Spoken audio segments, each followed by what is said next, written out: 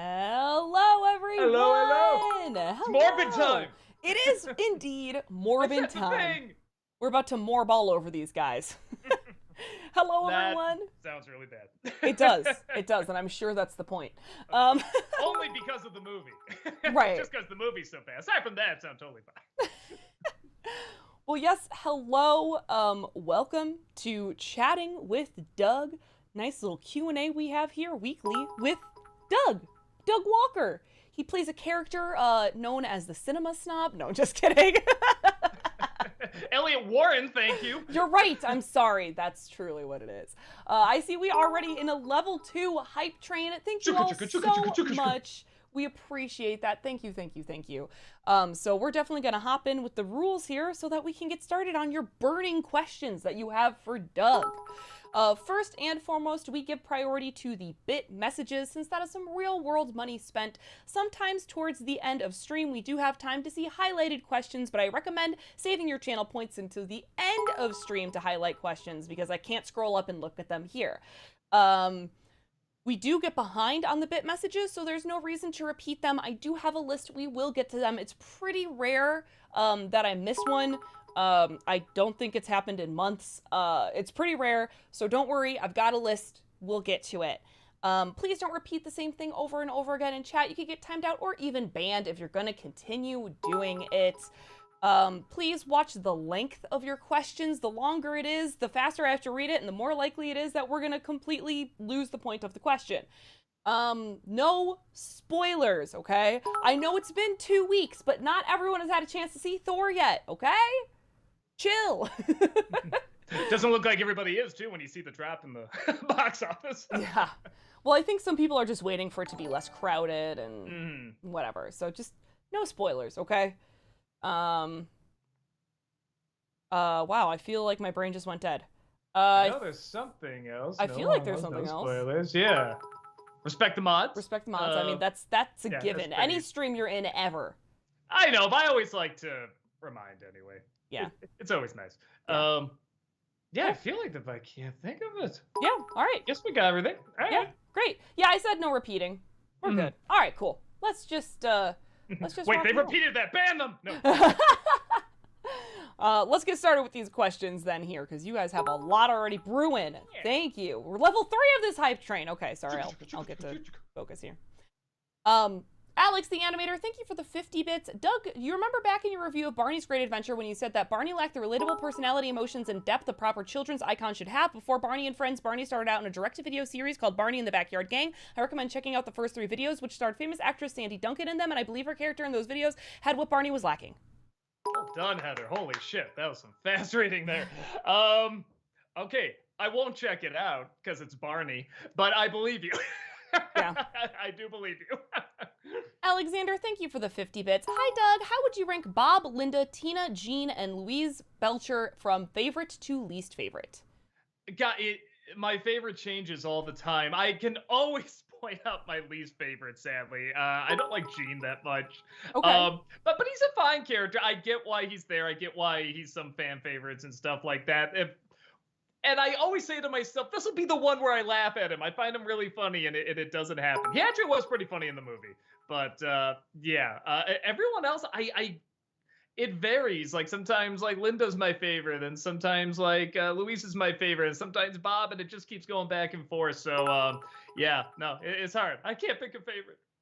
I know it, guys. Thank you for the 50 bits. I know you'll review Jurassic World Dominion, but will you review Top Gun Maverick, a good legacy sequel that can help wash your mind off the bad legacy sequel? I don't know. You know, and I did like it. It was a cool big screen experience. I feel like that's another one where Brad Jones would probably do a better job than me because he's a diehard Top Gun fan and Tom Cruise fan. And I like both of them. I like Tom Cruise. I like Top Gun. I don't love either of them. So I don't think I'm the one to talk about it. Chorus, thank you for the 50 bits. Hey, Doug, if you don't want to do a lengthy review of Star Wars Rebels, it may you did old versus new, the Clone Wars versus Rebels, because both series are similar but different, as one in an anthology series while the other is a regular series, universe, time period, heroes, etc. Clone Wars is gonna win them all. Even the best parts of Rebels was the Clone Wars stuff. Yeah, I'm just not seeing the point. My heart wouldn't be in it. And I think everyone would, even people that love Rebels, I think would be like, well, Clone Wars is still clearly better. But there was some good stuff. Even after the Clone Wars stuff, there were some other good things in Rebels, definitely. I know, guys, thank you for the 50 bits. Doug, I like that the Bob's Burgers movie basically feels like it could be an extended episode. Not every film based on a cartoon has to be big and epic. Also, I've been saying this for a while, Sunny Side Up Summer and Lucky Ducks are bops. Man, that Sunny Side Up one, I saw the movie. I remember kind of bopping my head to, and I just forgot about it. Maybe like a couple weeks later, it just popped back in my head, and I looked it up on YouTube, and it is still in my head. And I was talking to my wife, and she was like, yeah, it suddenly just popped back in my head after a few weeks. And then like I put it on my Facebook, and some people were saying the same thing, like, yeah, I heard it, and it was cute, whatever. And then like maybe a month later, suddenly it's like in their head. I don't know how it does that. I've never had a song really do that. It kind of like stays dormant and then just suddenly boom pops back in there.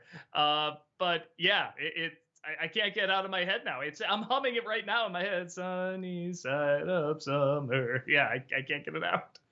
Mumra, thank you for the 50 bits. Would you like a Goonies sequel or prequel about the pirate adventures of One-Eyed Willie? How he stole the gold from England, how the ship got trapped in the cave, showing his men setting up the booby traps, how they eventually all died, and how one man escaped with the map and the doubloon? Maybe like a Netflix movie. I don't know how they do big screen, but I will say this. When you first said that, I'm like, isn't there? And now I'm like, wait, I think that's a Nintendo game. Because I've never seen Goonies 2 somewhere, and I think it's a Nintendo game. Or was there a movie? There might have been a movie. I'm going to look that up, see if that's a thing while you read the next one. Great. I know, guys, thank you for the 50 bits. Doug, will you review the Sing films? Sing films. I feel like they could make great reviews, the second one especially, with a great last act and Portia the Wolf Girl being really likable.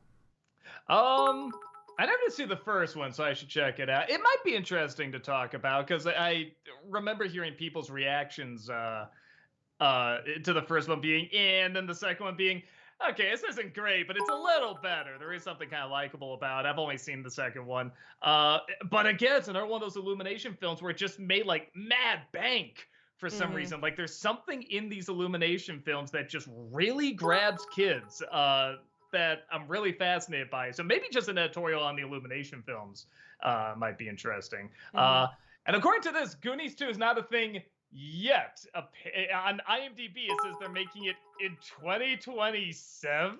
I don't know. That sounds fake. But I can hope. Alexander, thank you for the 50 bits. Hi, Doug. I know you thought the Bob's Burgers movie was just okay, but what were some of your favorite funny moments? One scene that made me laugh was Sergeant Bosco's poorly hidden stakeout. I love how he left the siren on the roof of his vehicle and his badge on the dashboard. Probably my favorite was this isn't giving away too much, but so the bad guy, I won't say who it is, it's pretty easy to figure out, but the bad guy is chasing the Belchers in these really slow little bumper cars, and it just focuses on, the bad guy's car pulls up to the other little bumper car, and Tina is just in the back seat trying not to make eye contact with him, and he's looking at her, and she's like, just don't look at him. And I just love that. Like, they're on a chase for their lives. Like, it's a life or death thing, and she's trying to avoid an awkward moment just looking at the person that's trying to kill them. And that was so odd, but so Bob's Burgers, too. I absolutely love that. That Disney Nerd, thank you so much for the 27-month subscription. Welcome back. Appreciate that. 27 months, baby. Starting the stream off right. Indeed. Yeah, thank you so much. Thank you. CM Sully, thank you for the 100 bits. I just have to say it. Stray is super cute, OMG. I can't wait to play Stray. I'll get to it eventually. Came out, didn't it? Didn't it come out today? Or Monday, question mark? Oh, okay, yeah. No, I'm hearing it's good so far. Anu, thank you for the 50 bits. Hey, Doug and Heather, have to say, this week's review, not the best, but it can always change. But it can always suck. Lol, it's a vampire joke. How far are you in Amphibia?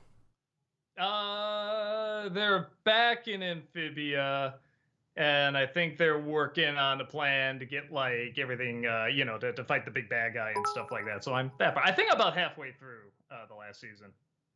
Alexander, thank you for the 50 bits. Hi, Doug. Only Murders in the Building is in the middle of its second season, and it's great so far. Have you been able to watch it? Oh, okay. Actually, it makes me feel better because I saw it came out, but we're watching like other shows, and so we're watching like Better Call Saul and Tuca and Birdie, and a whole bunch of other shows. At Westworld, we're watching a little bit of that too, and we're kind of changing that out in the morning. And it's like, yeah, we'll get to Only Murders in the Building. So knowing that's only halfway through the season, it's like, okay, it makes me feel better because now it's like I can wait a little bit because I want to wait until fall. Because I remember the first season, like it felt like it took place during fall, and it had like that nice kind of chilly feeling to it. I love anything that shoots fall really well. So yeah, we might wait until then to start watching it. B. Bolin, thank you for the 50 bits. Can you do an NC on Lightyear? Fun fact, so far it's only made $213 million against a production budget of $200 million. Oof. I'll do a Disney December. I don't know. I don't think it's interesting enough for an NC. I could really just probably go on and on about the Zurg stuff. That's the only thing I feel like I can really kind of rage against. But everything else is just very meh, like just really underwhelming. Adam Grunther, thank you for the 50 bits. Who would you say is your overall favorite X-Men villain? For me, it's Mr. Sinister. Sinister's pretty fucking cool. I always have a soft spot for Omega Red. I don't know why. Or maybe Omega Red against Wolverine. Oh shit! Now Sabretooth's pretty damn great too. Yeah, man, they're all really good. Of course, Magneto's like a classic and everything. Weirdly not Apocalypse. I get why people like him, but I always thought he was a little dull. He's a little too, big and epic and everything belongs to me. It's just a little boring, but I get the idea behind the character. So I don't know. I guess I'll say Omega Red because I remember whenever a comic had him like on the cover or something like that, it's just like, oh shit, like the fighting's gonna be really good. So yeah, I guess I'll say him. NZ Multiverse, thank you for the 100 bits. Doug, how far are you into Amphibia and what are your thoughts? Well, if you joined us previously, I'm at the point where they got back to Amphibia and they're trying to get troops together to like break into the bad guy's place. So like I said, about halfway through the last season. Adam Grunther, thank you for the 50 bits. What are your thoughts on the character Felix Fischoeder in Bob's Burgers? Oh, he's great. I love anything that utilizes Kevin Kline as a comedian. I think people underutilize how funny he is. They kind of forget, like, oh yeah, this guy was, I don't even think nominated. I think he won an Oscar for a comedy, I'm pretty sure. I think he won it for A Fish Called Wanda. I'm just putting that together. Maybe that's the fish odor name the more I think about it. But yeah, he has such a wonderful, strange delivery when he does comedy, and it just cracks me up. That's one of my favorite characters in the show. I know, guys. Thank you for the 50 bits. How would you feel if someone remade Suburban Nights Kickassia or To Boldly Flee?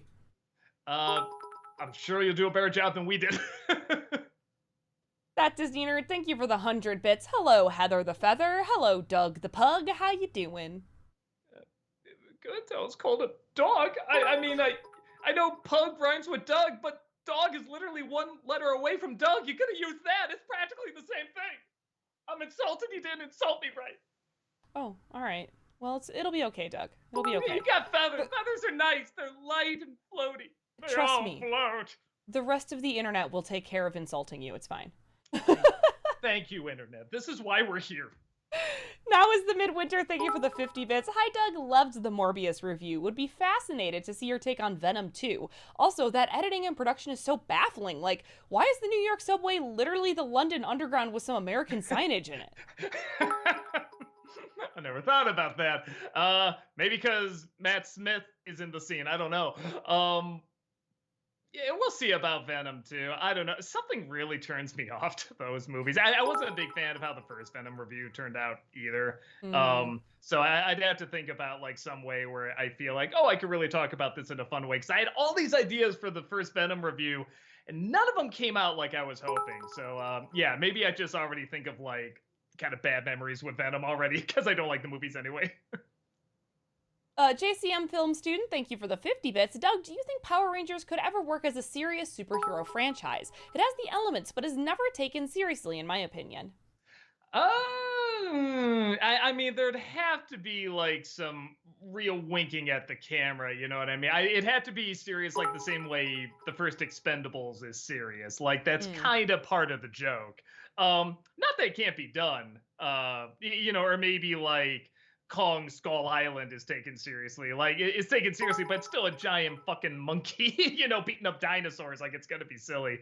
So I guess so. It'd be very tricky to do. And I know that one with Bryan Cranston, I know they were trying to do that. It wasn't that bad an effort, but it was still a little, just not quite the right way to do it. Waiting till the end to show the Power Rangers, I don't think anyone's looking for that. Sir Sam, thank you for the 50 bits. Hey, Doug, how do you find the commercials for the commercial specials you do every year? Well, we do, excuse me, we do put out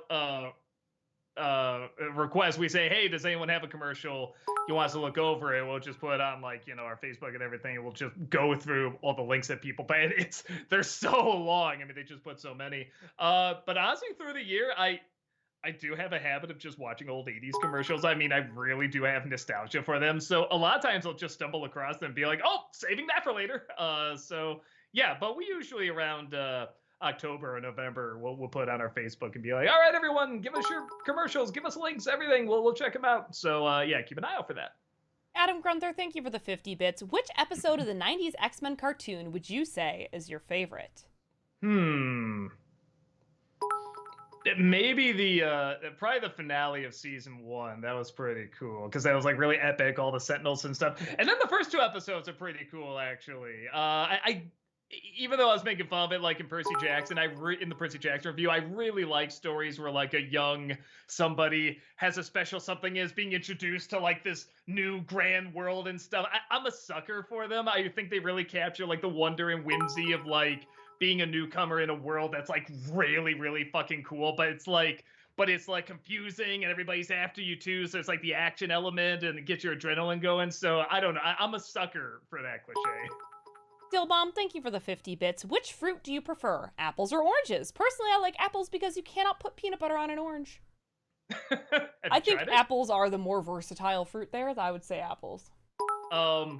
Yeah, apples are a biggie for me too. Man, so not to give away the next review that we're doing, but we had Ayana in to shoot something where she has to do a Scottish accent. And I say, you don't have to do the accent. We can work this role where you don't need to. And she said, oh, no, I really want to. And she did a little bit of it. She did really well. I said, God, when I was in Ireland, I could do the Irish accent a little okay, but the Scottish I couldn't get. I said, well, what'd you do? How do you do it? And she says, imagine you're eating around an apple. Like just the whole thing, just everything's very big.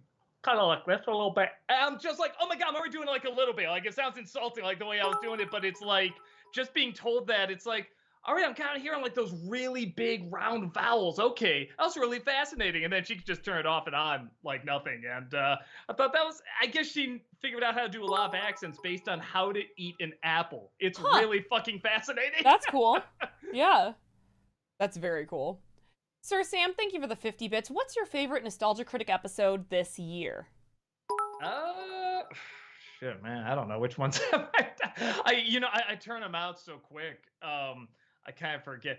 I'd have to like look at like the ones that I put out here. I mean, Morbius was kind of fun. The Batman was, doing whatchamacallit, Secret and In with Philo was pretty awesome. Yeah, I don't. Oh, and then Spider-Man 4. Yeah, actually, a lot of these are pretty good. Not to brag. Yeah, I guess I'll say. Yeah, then Old was pretty fun. There you go. There's a list. I like those. Spike, thank you for the 100 bits. After doing Morbius, do you feel that Matt Smith is criminally underused, or he's just bad at picking movie roles? Oh, I don't know. It looked like he was having a ball in that, man. And I haven't seen him in a ton. I've seen him in 1 or 2 things. I recall him being a pretty good actor. I'm not a big Doctor Who guy, so I haven't seen any of that. But the few things I've seen him in, he's good. He's great. Yeah, and I love seeing him just go so over the top in that movie. I mean, I feel like he's given that movie exactly what it needs. I mean, there is that drama to it as well. Like I said, you feel the friendship between them. But when he has the superpowers, it's such a ball, and he's like doing his little dance and everything. I don't know. I had a blast. I love to see him in more. Is he in the new Game of Thrones series? There's a guy that kind of looks like him Yeah, in I there. think Matt Smith is in it. Okay, yeah, because I'm looking, I'm like, yeah, that looks like him. So okay, so I mean, that's actually the one thing that makes me want to see it now. I didn't really have much interest until I saw him there. Alex the Animator, thank you for the 50 bits. For next year, Doug, can you do a positive nostalgia critic review of The Truman Show in honor of its 25th anniversary? You could also point out a few flaws the film had, like how come Christof hired back Sylvia to be Truman's love interest on the show since Truman loves her more than the woman they did set him up with. Maybe. So I have weird thoughts on that movie because I do like it, but it is. I did a thing called "Can a movie be so good it's bad?" And that's one of the examples I used where it's a good movie, but I'm like, something's missing. It should be amazing, and it's not. And there's some sort of risk-taking element that's not utilized, even though they are kind of doing risks with like the camera shots and the way they're showing it and everything. But even then, they kind of cheat because they break halfway through and they show the people making it. They even show the little bit at the beginning. So maybe those little elements set it off, throw it off a bit. I'm not sure. I don't know. Maybe I will. Actually, it would be a pretty interesting movie to talk about the more I think about it. Favre of Films, thank you for the 50 bits. So, Doug, with No Way Home throwing that curveball in Spidey's origin story, does it retroactively affect your opinion on the other MCU Spider-Man movies at all? No. Not really? No. It's pretty hard for a later movie to affect how I see ones. But even if they say like, if it's like the Terminator films where they're like, oh yeah, now we just totally retcon the other movies like they never happened. It's like, no, they're still right there. This is a studio making a choice. It's not going to ruin the movie for me. It's just going to make the movie I'm watching now look bad. So yeah, it hasn't really changed much for me. I do like it when a film can make a previous film better. I think the Purge movies kind of did that because I really laid into the first movie, but then as they keep going, I think it's the same director. He kind of fixes the problems and say, yeah, the stuff you thought was right in the first one, it wasn't. It was actually this, and it was. I like movies that do that because they do listen to the criticisms. I think No Way Home did too. I mean, I guess there was an article that just said, yeah, the Green Goblin mask, we listened. Like everyone, I guess, had that problem. I'm like, okay, it's not just me. That makes me feel better. Adam Grunther, thank you for the 50 bits. Which X-Men movie is worse for you and why? Apocalypse or Dark Phoenix? Now, before you say the former, just remember that had the coolest rescue scene in comic book movies with Quicksilver. It's hard to say now because I didn't think Dark Phoenix was like the worst. It's just kind of dull and boring, and it was. I might say Apocalypse just because it was longer. Okay. and there's more you could have done with it. Where Dark Phoenix, yeah, it's dumb, but that first like 10 minutes really felt like X-Men, and then the rest was like, yeah, let's just get this over with. Where Apocalypse is like, no, we got something amazing. Wait till you see this. We're gonna blow your mind. And it was just so lame and so boring, except for that one scene, like you said, with Quicksilver, which is a fucking great. And that's another one. My wife came in while that scene was on, and she's like, what is this? Would I like it? I'm like, no, but you are seeing the best scene. I'm glad you got to see the best scene. Gary Turbo, thank you for the 50 bits. Before I get started, I would like to congratulate Chicago for hosting NASCAR's first street race. Oh, I mean, It's going to happen, I think, in 2023, question mark? Well, and if you live here, if you ever drive down Lower Wacker in the middle of the night, you see why it's already going on, whether you got permission or not. I found out drag racing is actually a really big problem in Chicago, apparently. Yep. Yeah, I was caught in the middle of one. It was like right out of Fast and the Furious. It was like these beautiful cars just speeding by me, like, kids running out in the middle of the street going, like that, like just missing them and stuff. I was like, holy shit, like, it was like right out of the movie. I wouldn't believe, like, if it was one of those things, it was cars racing, kids running out in the street, and the fact that the cars were beautiful. I mean, just absolutely spotless cars. One of those, I'd be like, okay, that's realistic. But all three of those, that was insane. I'm like, no, that's a movie. I was in a movie. Yeah, it is a big problem. By my parents' house, it's a known area for drag racers, and the house on the corner has been hit by cars losing control 3 times in the past, 15 years. It's wild. It's crazy. But I mean, it's one thing to do on a street with nobody on there, but like I said, like Lower Wacker, like when it was busy and it's crazy. Yeah, it's insane. 89 Sigma, thank you for the 100 bits. I really agree with your review on the Suicide Squad. The Suicide Squad 2016 is what I call... Sorry, there's periods in really weird places for me. Let me try this again. I really agree with your review on the Suicide Squad. 2016 is what I call Shit Side Squad, while 2021 is The Suicide Squad. It really took me back to the days of the old war movies mixed with grindhouse style action.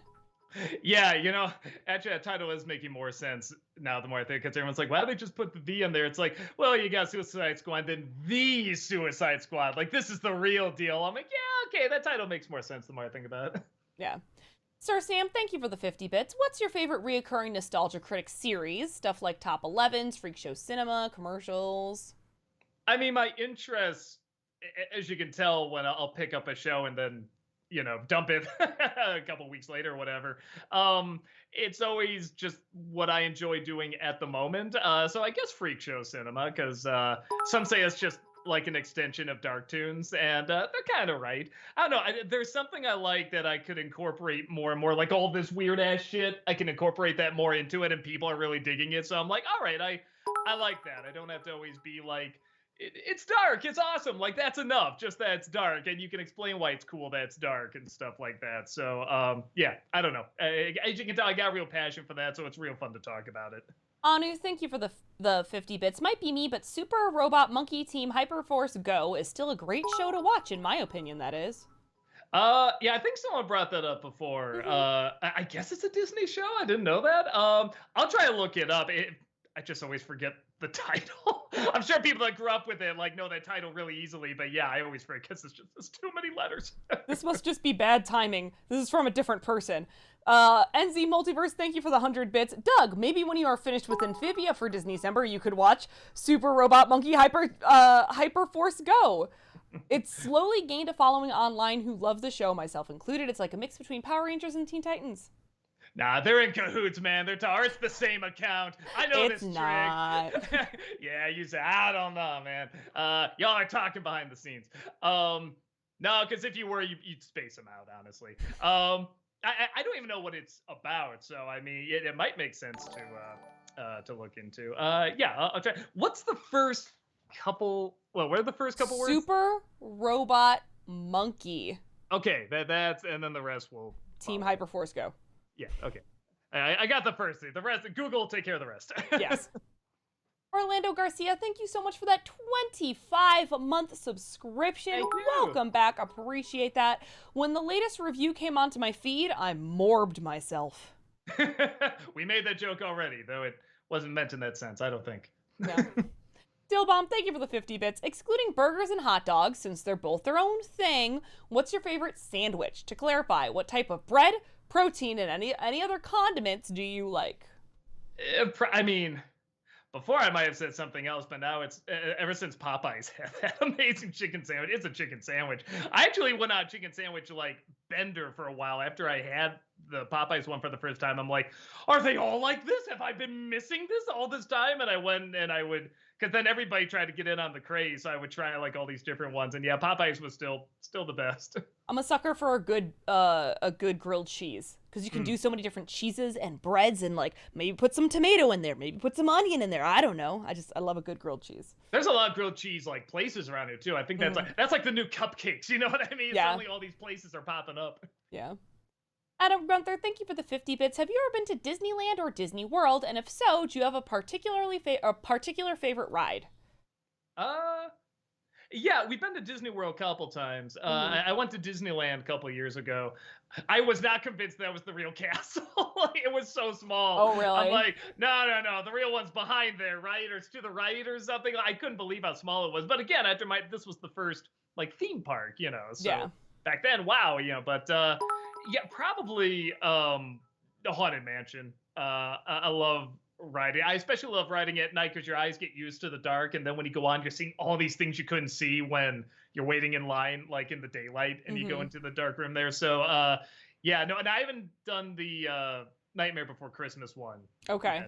Yet. So I guess I should check that out. But I love the original so much. It's I almost don't want to see it. We want to go around Christmas time, but that's the one thing I'm like, but then I can't ride the original Haunted Mansion. I don't know, just put little Christmas hats on them. I don't care. I just want the original. Sir Sam, thank you for the 50 bits. Who's your favorite It's Always Sunny character? Man, it's another one. It's really hard to choose. maybe D. I just like her reactions. That I like when she flips out about something. Her eyes get really big and she'll scream at something. It, I guess, but I mean, man, it's close. It's maybe Charlotte. I can't choose. I can't choose my favorite child. Gary Turbo, thank you for the 50 bits. What if you're battling a supervillain? What song would you choose as a song to fight to? For example, I choose Don't Like by Chief Keef, Jada Kiss, Big Sean, Pusha T, and Limp Bizkit instead of Kanye and Lil Wayne. Uh, Sunny Side Up Summer. The same cast. Because it's in my head, man. Like I said, I really cannot get out of my head. Grand Omega, thank you so much for that 5-month subscription. Welcome back, appreciate that. Hi guys, Doug, when are you doing another live action remake of something? Oh, you mean like one of the Disney like a clip list? I think. Oh, maybe. I don't know if I got in me anymore, man. I'm 40. When I turned 30, I always said it waited a year for like that to hit me. Like, oh yeah, okay, like my energy has gone down a little bit. And then when I hit 40, I feel like it got a year early. Like at 39, I'm like, oh man, I'm starting to really feel it's taking the breath out of me a little bit. So, I mean, this is surprisingly a very time-consuming job. I love it, but it does take a lot of time. And yeah, I think after 15 years of doing this, man, it's like, yeah, I think some things I'm cutting back on a little bit, because I still love it. But yeah, I'm changing it up a little bit. I don't know if I have the energy for another clipless one. That Disney Nerd, thank you for the 100 bits. You've mentioned time and time again how you're behind on things. What are you behind on? I find it intriguing. Honestly, just Disney December. Yeah. I also had a side project I was working on that I just totally put on hold because again, I'm trying to get the Disney Decembers back on track. And honestly, like if anyone else was to look at how far behind, how much time I have and everything, it's like, okay, you're not that far behind. You can catch up very easily, but it's one of those things where it's like I still want the passion when I talk about it.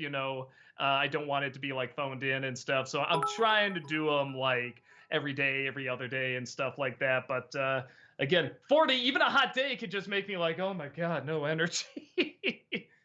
Gary Turbo, thank you for the 50 bits. On Abraham Lincoln Vampire Hunter, Lincoln usually gets his ass kicked despite he's a skilled wrestler who fought 300 matches and lost one, so I never get the parts where he constantly gets roughed up. I mean, I'm assuming you're talking about the movie, right? Unless there's a game I'm not aware of. Actually, it would be a fun game. The more I think about it. I guess they just didn't do their history. Shame. I really thought it was going to be very historically authentic. I'm as disappointed as you are. Adam Grunther, thank you for the 50 bits. Which Indiana Jones companion do you like more? Karen Allen as Marion or Sean Connery as Henry Jones Sr.? I mean, I gotta go with Karen Allen. Sean Connery's great. I mean, but it's like Karen Allen's Karen Allen. Come on. I mean, I love that performance because when you really look at it, she gets captured like how many times in that movie? Something like a dozen times, yet she's still like so badass and has such a presence and she'll still kick ass and everything that it's like we all remember it's like, yeah, no. She's like the action chick. She's the one that's like right alongside Indiana Jones and stuff like that. Like you don't even remember like, oh yeah, he had to save her here, had to save her here and stuff. But it's like to me, that's like really how much of a presence Karen Allen had and just how much she brings to it. Sir Sam, thank you for the 50 bits. Who would you rather fight in hand-to-hand combat? Santa Christ or Devil Boner? It's hard because Santa Christ has the magic, but Devil Boner would probably cheat. So, I'd say, I'll have the soup. Dillbomb, thank you for the 50 bits. Hey Doug, I heard on another stream that you would be open to reviewing Clue. I think that would be great, just because that film and its humor works so well. Side question, who's your favorite character in the film? Oh, Tim Curry, come on. I mean, he's the best part of any movie, even Clue. Yeah, at some point, I probably should, because it is... I feel like I could do like an editorial on or something like that, because the big thing I think is the writing, how everything does weirdly add up at the end. And then I'm amazed how many people didn't know that when it was released in theaters, there was 3 different endings, and depending on which theater you went into, you got a different ending. Now on DVD, home video, all that stuff, they just put them all together. But you got a different ending every single time you went. It was one of those 3 endings, and that's a cute gimmick. And so you had to write it so every single one of those endings added up in the end, and that's really tricky to do. So yeah, it's a very well done movie. NZ Multiverse, thank you for the 100 bits. Have you finished watching Stranger Things season 4? And if so, what are your thoughts? You know, literally, man, excuse me. Sorry about all the coughing here. Let's see if I have a Zyrtec later. Literally before I came to the stream, I was watching the last episode, and it's funny because have you seen it, Heather, or no? Yes, I have. Sorry. I was looking at something else. Sorry. So when you get to the there's a big like showdown between these 2 characters, and they finally meet up and they have their big fight. And I'm like, well, okay, let me just see how much longer it is. Do I have time? And there's still an hour left. I'm like, oh Jesus, okay, I'll just watch this later. But no, right after, it's funny because it was kind of hit and miss for me, and like the misses were just the misses that get under my skin. But okay, at the Kate Bush episode, like right after that, suddenly like everything's pretty perfect. Like everything hits the right note. It's suspenseful. It's funny. It's interesting. Everybody has like, an interesting arc going on and stuff. And the backstory's cool, and all the connections that the characters have, the way it's all coming together at the end. Like at that point, something about that Kate Bush episode, just everything like turned on. It just like suddenly like clicked perfectly. And yeah, I'm really enjoying it. Like I said, I don't have that much left. It's an hour. I mean, sounds like a lot, but yeah, I'm really excited to finish it up. Sir Sam, thank you for the 50 bits. These bits are exclusively for the hype train. Well, thank you. Appreciate that. Adam Grunther, thank you for the 50 bits. Of the 2 leads in Once Upon a Time in Hollywood, whose character do you like more, Leonardo DiCaprio or Brad Pitt? Brad Pitt. I just like those kind. I mean, I guess I like kind of the wormy egotist too, but Brad Pitt's just so fucking cool, and he played it so cool, and he's such a good friend. I think it's so they so easily could have turned it to where like he's kind of bitter and resentful, but he's really not. He's just he's thankful to have this life. He's a simple dude. Every once in a while he'll make a little crack, but it's like, nah, I get it. He's got no one. I'll still be there for him. It's like it's sweet. It's surprisingly sweet. Talkative Carl, thank you for the 50 bits. After the Kenobi series, do you think Disney Plus showrunners realize that most of us have caught on to their scam? By that I mean making shows for the sake of making backdoor pilots for spin-offs. Some shows have been very unfocused. And it's weird too. I think we were talking about this before. You had like I was watching Obi-Wan and Miss Marvel at the same time, and they both came out on the same day. I think they both came out on Wednesdays, and I'm just like, this is weird because now there's like nothing on Disney Plus to like watch this week, and I'm like, so weird. Why didn't they just space this out? This is really, really rare. I mean, these are 2 big shows, so like that was already a little odd that they did that. But yeah, between the 2 shows, I definitely like Miss Marvel a lot more. Now is the midwinter. Thank you for the 50 bits. I have to admit, even though I wasn't a huge fan after my first viewing, the Bob's Burgers movie kind of grew on me. Would you consider doing a review of it for Disney-cember? Oh, I am. Actually, that's one of the ones I did do. That is like under the belt and everything. So yeah, and I do say it's okay. It's a perfectly okay movie. I do wish it was more of a movie. You know what I mean? Like it was a little. It either had to be a lot bigger or a lot smaller. It's okay if you want to tell a small story, but you got to commit. And this is trying to do like a half and half, and I don't think that was the right call. But the characters are still so fucking likable that how can I not have a good time? Mumra, thank you for the 50 bits. How do you feel about recent news of Pratt saying he doesn't want to play Indiana Jones in future installments because Ford said he doesn't want anyone playing the character but him? Really, there has been 3 other actors who have already, the 3 young indies actors from the movies and TV show, and all successful, reviewed highly. Another young indie could work from Disney.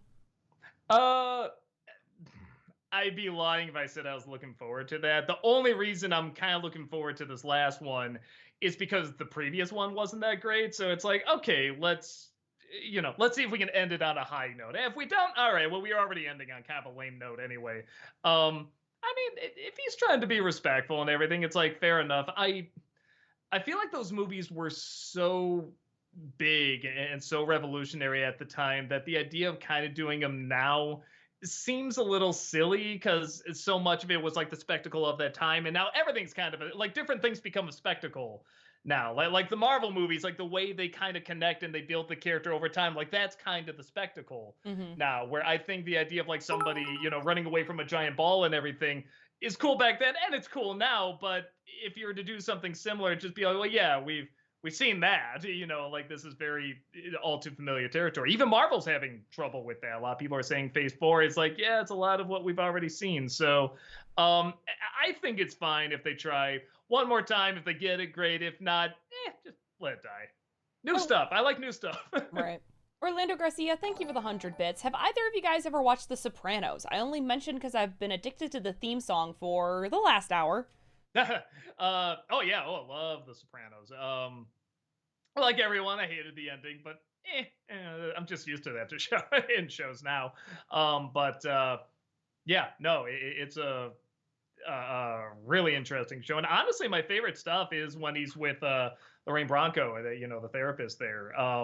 And she was so fucking good. I just love the switch of her going from a mob wife in Goodfellas to a mob therapist in Sopranos, and she played it so well. And Gandolfini was so good. Everyone was so good. Yeah, I really, really enjoyed it. That Disney nerd, thank you for the 100 bits. Can we ever expect a Greatest Showman review, or is the copyright strong with that one? I have it written down because I really do want to do it. Oh, it'll be so fun. I know. I that copyright is always looking at me, so I'm doing like a little like with some of the reviews that do have like songs in them, seeing like how much I can get away with, because like we do it with Cats and we didn't get hit with that, but then like whatever Spider-Man No Way Home, like some of the soundtrack of like the Doc Ock theme or something got hit, and they like we didn't make money off of it for like weeks because of that little snippet from the movie soundtrack. So it's like we don't know. But God, I want to, yeah, because it'd be so much fun to talk about that movie. Hewlett fan, thank you for the 50 bits. Hello there, you conventionally attractive people. Just curious, are there any movies so bad that you would actually be concerned if someone enjoyed them? I say nah. Yeah, not that I can. Let people enjoy what they like, and sometimes someone enjoys something and they know it's not good, but they just enjoy it. Like me with Riverdale. That show sucks, but do I love it? Absolutely.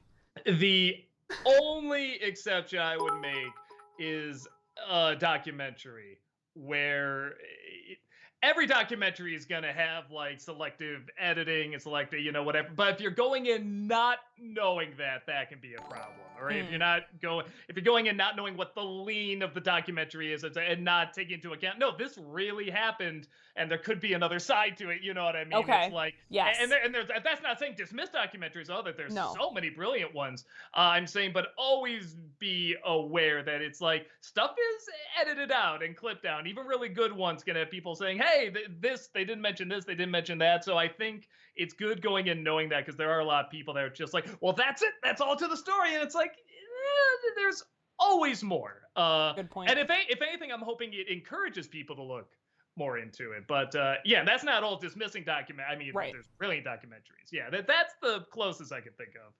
Adam Grunther, thank you for the 50 bits. Is there any chance you'll check out Marcel the Shell with Shoes On? I know its release date caused a lot of frustration for you, but that movie is amazing. It's really worth watching. I'll probably rent it. It's like the morbid curiosity, probably get to me, I'm sure. And it got great reviews too. So, there's a part of me, it's like, yeah, how do you make a movie out of that? So I'm curious. Alexander, thank you for the 50 bits. Hi, Doug. Have you seen the trailer for Halloween Ends? I'm not entirely sold yet, but I thought it did look better than Halloween Kills. I'm glad it seems like they're making Michael Myers just as, if not more intimidating as he was in the last one. What are your thoughts? It just looks like the one before it again. Like, oh, he's going to fight Jamie Lee. Yeah, we saw that. I don't know. But you are talking to the guy who respects the original Halloween movie. I don't get that into it. I'm like kind of weird that way. I'm just not a huge slasher film guy anyway. Okay. So it wasn't grabbing me, but again, you're kind of asking the wrong person anyway. Even if it's done completely right, I would probably just see it as okay. Talkative Carl, thank you for the 50 bits. How do you guys feel about Thor's overall arc throughout the MCU? Some people really dislike the direction they took the character. The only thing I didn't get into, but apparently it was from the comics, so you gotta say it's canon or whatever. You It don't was have to. what they call him, Fat Thor or whatever. Hmm. That was the only thing where I'm just like, okay, this is funny, but this doesn't. This just feels like a joke. This does even when they try to connect it to like a real arc he has with like his mother and time traveling and stuff. It's still like, nah, if he's gonna like feel bad, if he's gonna go through something, like a depressive, long episode, I feel like it wouldn't be like that. It'd be some other way. But I guess they did in the comic, and they wanted to be faithful, fair enough. But in the movies, that didn't feel right. I don't know. That's the only thing that threw me off. Everything else seems right. The movies are very hit and miss, but it's like, the character seems fine. Now is the midwinter. Thank you for the 50 bits. Hi, Doug. Have you ever thought about reviewing another Indiana Jones movie like Crystal Skull? It's not for a full video, then maybe for Disney December, since they're now technically Disney movies and a new one is coming out next year. Are they Disney movies? I thought they were Paramount. I don't know. I don't know either. Maybe every once in a while I'm like, okay, should I talk about the movie that everybody has talked about? I'd have to bring something new to it, and I don't think I have that much new to bring to it. Although I will say I didn't hate it as much as everyone else did, but I'm gonna point out the same problems everybody has: the little, molehills and stuff like that, the swinging monkeys and Shia LaBeouf and stuff. It's like, what? Yeah, so probably not, unless I think of like something really unique to say about it. Oh, apparently they're Lucasfilm. So Disney bought Lucasfilm. Oh, that's a good point. Okay. Okay. That might be something to add to like the Disney Decembers down the line. Gary Turbo, thank you for the 50 bits. Last bits, which would you choose is better, Bully Maguire or Alfred? I would rather choose Alfred because he can bring Krispy Kreme and hot chocolate, which makes him kick ass. Bully Maguire, and who's the other one? Alfred. Alf. Alfred. So I assume they mean the butler in Batman? Just Bully Maguire is in Dancing Tobey Maguire, Oh You Gonna Cry, or just Alfred, the Batman character? That's what I assume it means? Yes. Alfred. I guess Alfred. What a weird comparison. Is there a death match between them? I'm not sure. Yeah, although we did bring up, I've never seen a bad Alfred in anything, and I think that's really cool. And anything Batman related, I've seen plenty of bad Batmans and Robins and stuff. Never seen a bad Alfred. I think that's pretty cool. I know, guys. Thank you for the 50 bits. Doug, you should watch Minions: The Rise of Gru just to watch it. It's extremely entertaining. In fact, Illumination isn't that bad of an animation studio. Honestly, the only films from them that I couldn't stand was the first Minions and the Secret Life of Pets movies. Yeah, I haven't seen all of them.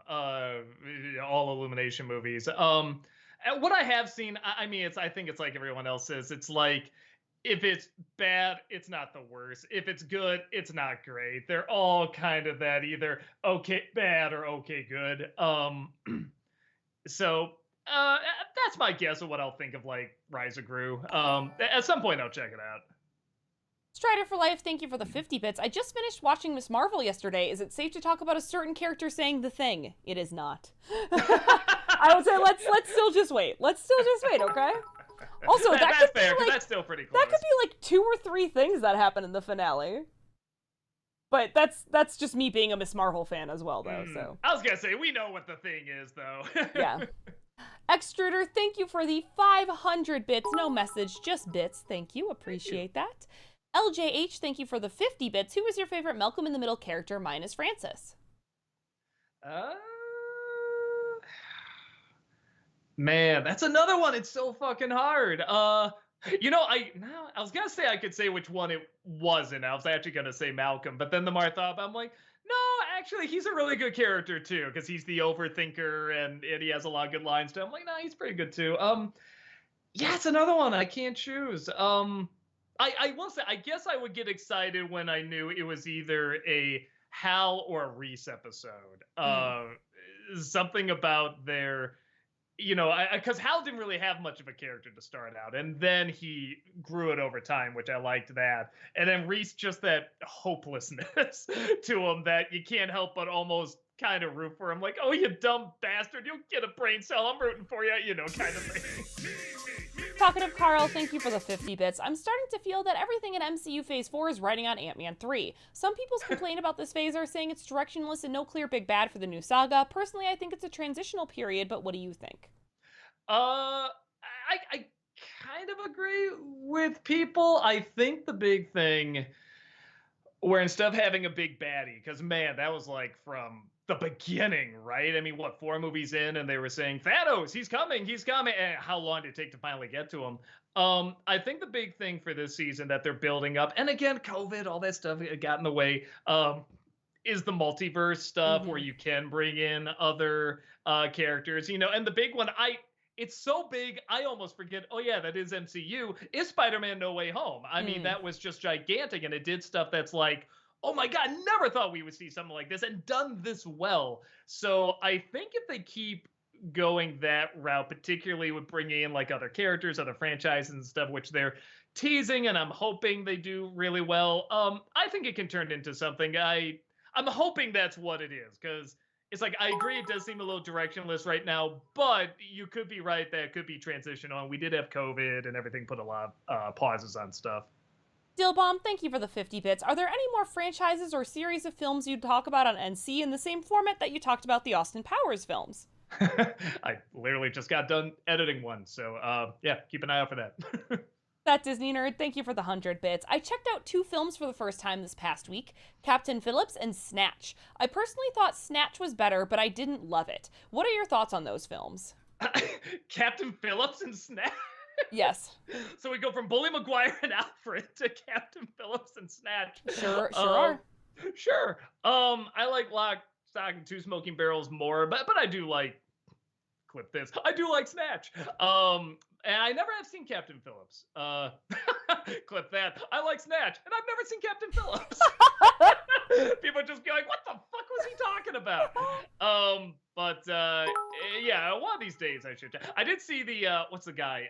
The history buff talk about it, though, and I feel like that's enough. I actually had no interest in seeing the movie, but then seeing the historical back-to-back of the film, I'm just like, okay, this did it for me.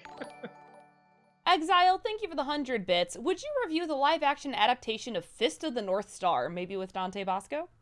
I didn't even know there was a live-action version of that. Is it a anime? It's an anime, yes. All right, okay, for whatever reason it didn't type at. Oh, what are you doing? Okay, my computer's being stupid.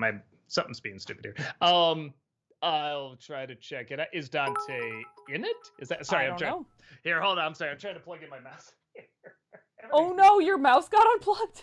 No, kind of. So it does this thing where like it's working now, and no, it's even worse. Okay, it's one of those things where it's like it doesn't have a wire, and it's like a keyboard to, the mouse. It's like this thing. This is both the keyboard and the mouse. Oh, yes. And then interference between this to here will just suddenly like get in the way. And I'm like, well, how do you fix it? It's like, you don't. Haha. It's like, so the closest I've come to is just taking it out and putting it in different ones. Okay, well, while that was happening, chat answered some of the questions. It's on Crunchyroll, or maybe the anime movie is. He is in it. Dante Bosco is in it. So. Okay. Fist of the North Star is what it's called. This is not letting me type it at all. I will look it up later. I can remind you because I love that. I love that anime. Okay, I didn't even know there was a live action movie. Cool. Kevin Lane, thank you so much for that 8-month subscription. Welcome back. Hi, Doug. Hi, Heather. How are Chaplin and Buster? Good. I just played fetch with him because we have dogs. Yeah, like it's not even like go play, bring a little cat toy. He literally brings a stick. He'll bring a pen, and I'm just like, I just bought you a thing of cat toys. He's like, but throw the stick. Okay. Sir Sam, thank you for the 50 bits. Bat credit card. Talkative Carl, thank you for the 50 bits. When people say comedy comes in threes and a joke is not funny if you have to explain it, what are the exceptions to the rule? Oh, there's always exceptions. I feel like if you know the rules enough, you can do the exceptions. And sometimes you don't even need to know them. You can just guess it right, or experiment. I don't know. I mean, I know there's a ton. I was like in Monty Python, that little hedgehog going Hinsdale, and it's like, why is that funny? I don't know. It fucking cracks me up though. The police in our Monty Python, the police looking for the guy that killed the narrator in Monty Python, the Holy Grail, and Hmm. they repeat that so much, it's the ending of the film. So yeah, that's breaking the rule of threes, but that's more like a running joke too. But they usually say three is the maximum. But I love that. I love that you can bring out sort of the basics of comedy, but then you can point out all the various ways people have they know that and then they play with it. They add on top Yeah. of it and they break the rules. So it's cool. Big Jack Films, thank you for the 50 bits. Speaking of, which King Kong movie outside of the old versus new would you ever cover on NC? Shout Factory finally announced a Blu-ray release of King Kong Lives. I'll be looking forward to seeing the signal to my call. Oh, that's cool. Yeah, I don't know. I don't know. I mean, because I guess I talked about the original and then the Peter Jackson one. Oh, maybe Skull Island. I think that'd be a fun one to talk about. Sailor Aaron, thank you for the 100 bits. Hello again, my friends. Or guys, sorry, but I added my friends. Hi. Finally made back home to LA from MA. So glad to be back. Had a wonderful vacation. Glad to see you guys, and I got some news. Oh, well, I can't wait to hear it. Yeah. Adam Grunther, thank you for the 50 bits. What is your favorite all-time Louise moment in Bob's Burgers? For me, it's when a bully steals her bunny ears and claims to throw them away, and she gets even by getting a biker gang to nearly take his real ears and throw them away. It's funny. I actually did think of that moment. That was the first one that popped in my mind. But again, I really like the connection between her and Bob. I like he loves all the children equally and stuff, but they just have like a special connection that's really, really adorable. And I feel that's true with a lot of families. Like somebody's gonna have like a closer connection to their mom or their dad or a sibling or whatever. And I think it's very clever that they picked up on that. But it's not that he loves the other children any less. They just connect a little bit more. And I just always think it's really sweet whenever there's an episode about that. I know, guys. Thank you for the 50 bits. San Diego Comic-Con just began. Can't wait to see the trailer for Dungeons & Dragons Honor Among Thieves, as well as the lineup for WB and the MCU. Cool. Yeah, there better be some weigh-ins in that Dungeons and Dragons man. Actually, wouldn't that be great if they did somehow work him in in a really clever way? Actually, I would love that. Yeah. That Disney nerd, thank you for the 100 bits. Apparently, the live-action Lilo and Stitch has its director, Dean Fleischer Camp. Have you seen any of his work? It's weird because I thought it was the dude. I thought I heard somewhere it was the dude who did what do you do, like Crazy Rich Asians, and I thought he was doing Wicked for and stuff. Lilo and Stitch? Yeah, I always thought he's directing it, and then suddenly I hear this news, I'm like, oh, and then I was thinking, I'm like, yeah, wait, how was he gonna do that and Wicked? The more I think about it, yeah, I'm blanking on him now. I'd have to look him up. I think maybe I can look him up. Well, hopefully this works. Okay, yeah. Well, you're giving me. He is I thought I heard that it's the same guy who did Marcel the Shell. Is the director. Yeah. No, but I was talking about it's something like a year ago. I thought this. Oh, okay. Alex Loves Musicals. I'll just read their thing right now. Thank you for the 100 bits. John M. Chu was going to direct Lilo and Stitch, but no deal was ever sealed. Gotcha. Okay, so thank that's you. What, there we go. That's where the confusion was. Okay. Yeah, I mean, obviously, I haven't seen the Marcel. He directed the short too. That's kind of cool. I mean, I haven't seen any of these, but cool. I heard Marcel did well, so let's hope this does well too. Yeah. Tulip Fan, thank you for the 50 bits. Is there an oversaturation of Netflix shows, which is why there is so much crap in it? Or do you think there's always been a lot of bad shows and the increase in content has led to lower quality? I mean, I've always seen shitty stuff on Netflix, but I've seen good stuff too. Like I said, I'm still watching Stranger Things. I mean, Stranger Things 4. Yeah. And there's like a Stranger Things store. And there's a couple in Chicago and they're so popular you have to make like a reservation. There's a line to get in, like it's a club. Yeah. So I mean, I know they're like in trouble right now, but the idea of well, that's it, just totally write them off, they're dead. It's like, no, there's still a lot of popular shit on there. And they've always had bad stuff as well. If I had to guess, I'd just say it's the other streaming services. I mean, like I said, I'm a Disney Warner Brothers guy. So when we've had the question a couple times, what's your favorite of the streaming services? I'm like, I mean, Netflix is great, but it's like Disney or Warner Bros. I'm gonna like HBO Max or Disney, Mm-hmm. you know. And I think a lot of other people have that kind of because they used to be on Netflix and now they're not. So that's my guess. But I don't think they're out for the count or anything. I still think they can come back okay. NZ Multiverse, thank you for the 100 bits. Doug Amphibia, fun fact, in the Christmas episode, that woman who pops up singing with the guitar is voiced by Rebecca Sugar, creator of Steven Universe. Okay. You know, it's funny because I was thinking to myself, like, I'm sure that's somebody. She shows up a few too many times, and I'm like, that's got to be somebody like the animator or the creator knows. I'm like, okay, that's really cool. J.S. Walton, thank you so much for the 1,000 bits. We really appreciate that. Thank you so much. Doug, have you considered reviewing Saw or Spiral for a future Nostalgia-ween, since Saw will be 20 this year? Man, that's weird. Maybe I mean, I guess I could bring something kind of different to it. I'm one of the few people I didn't get into the first Saw that much.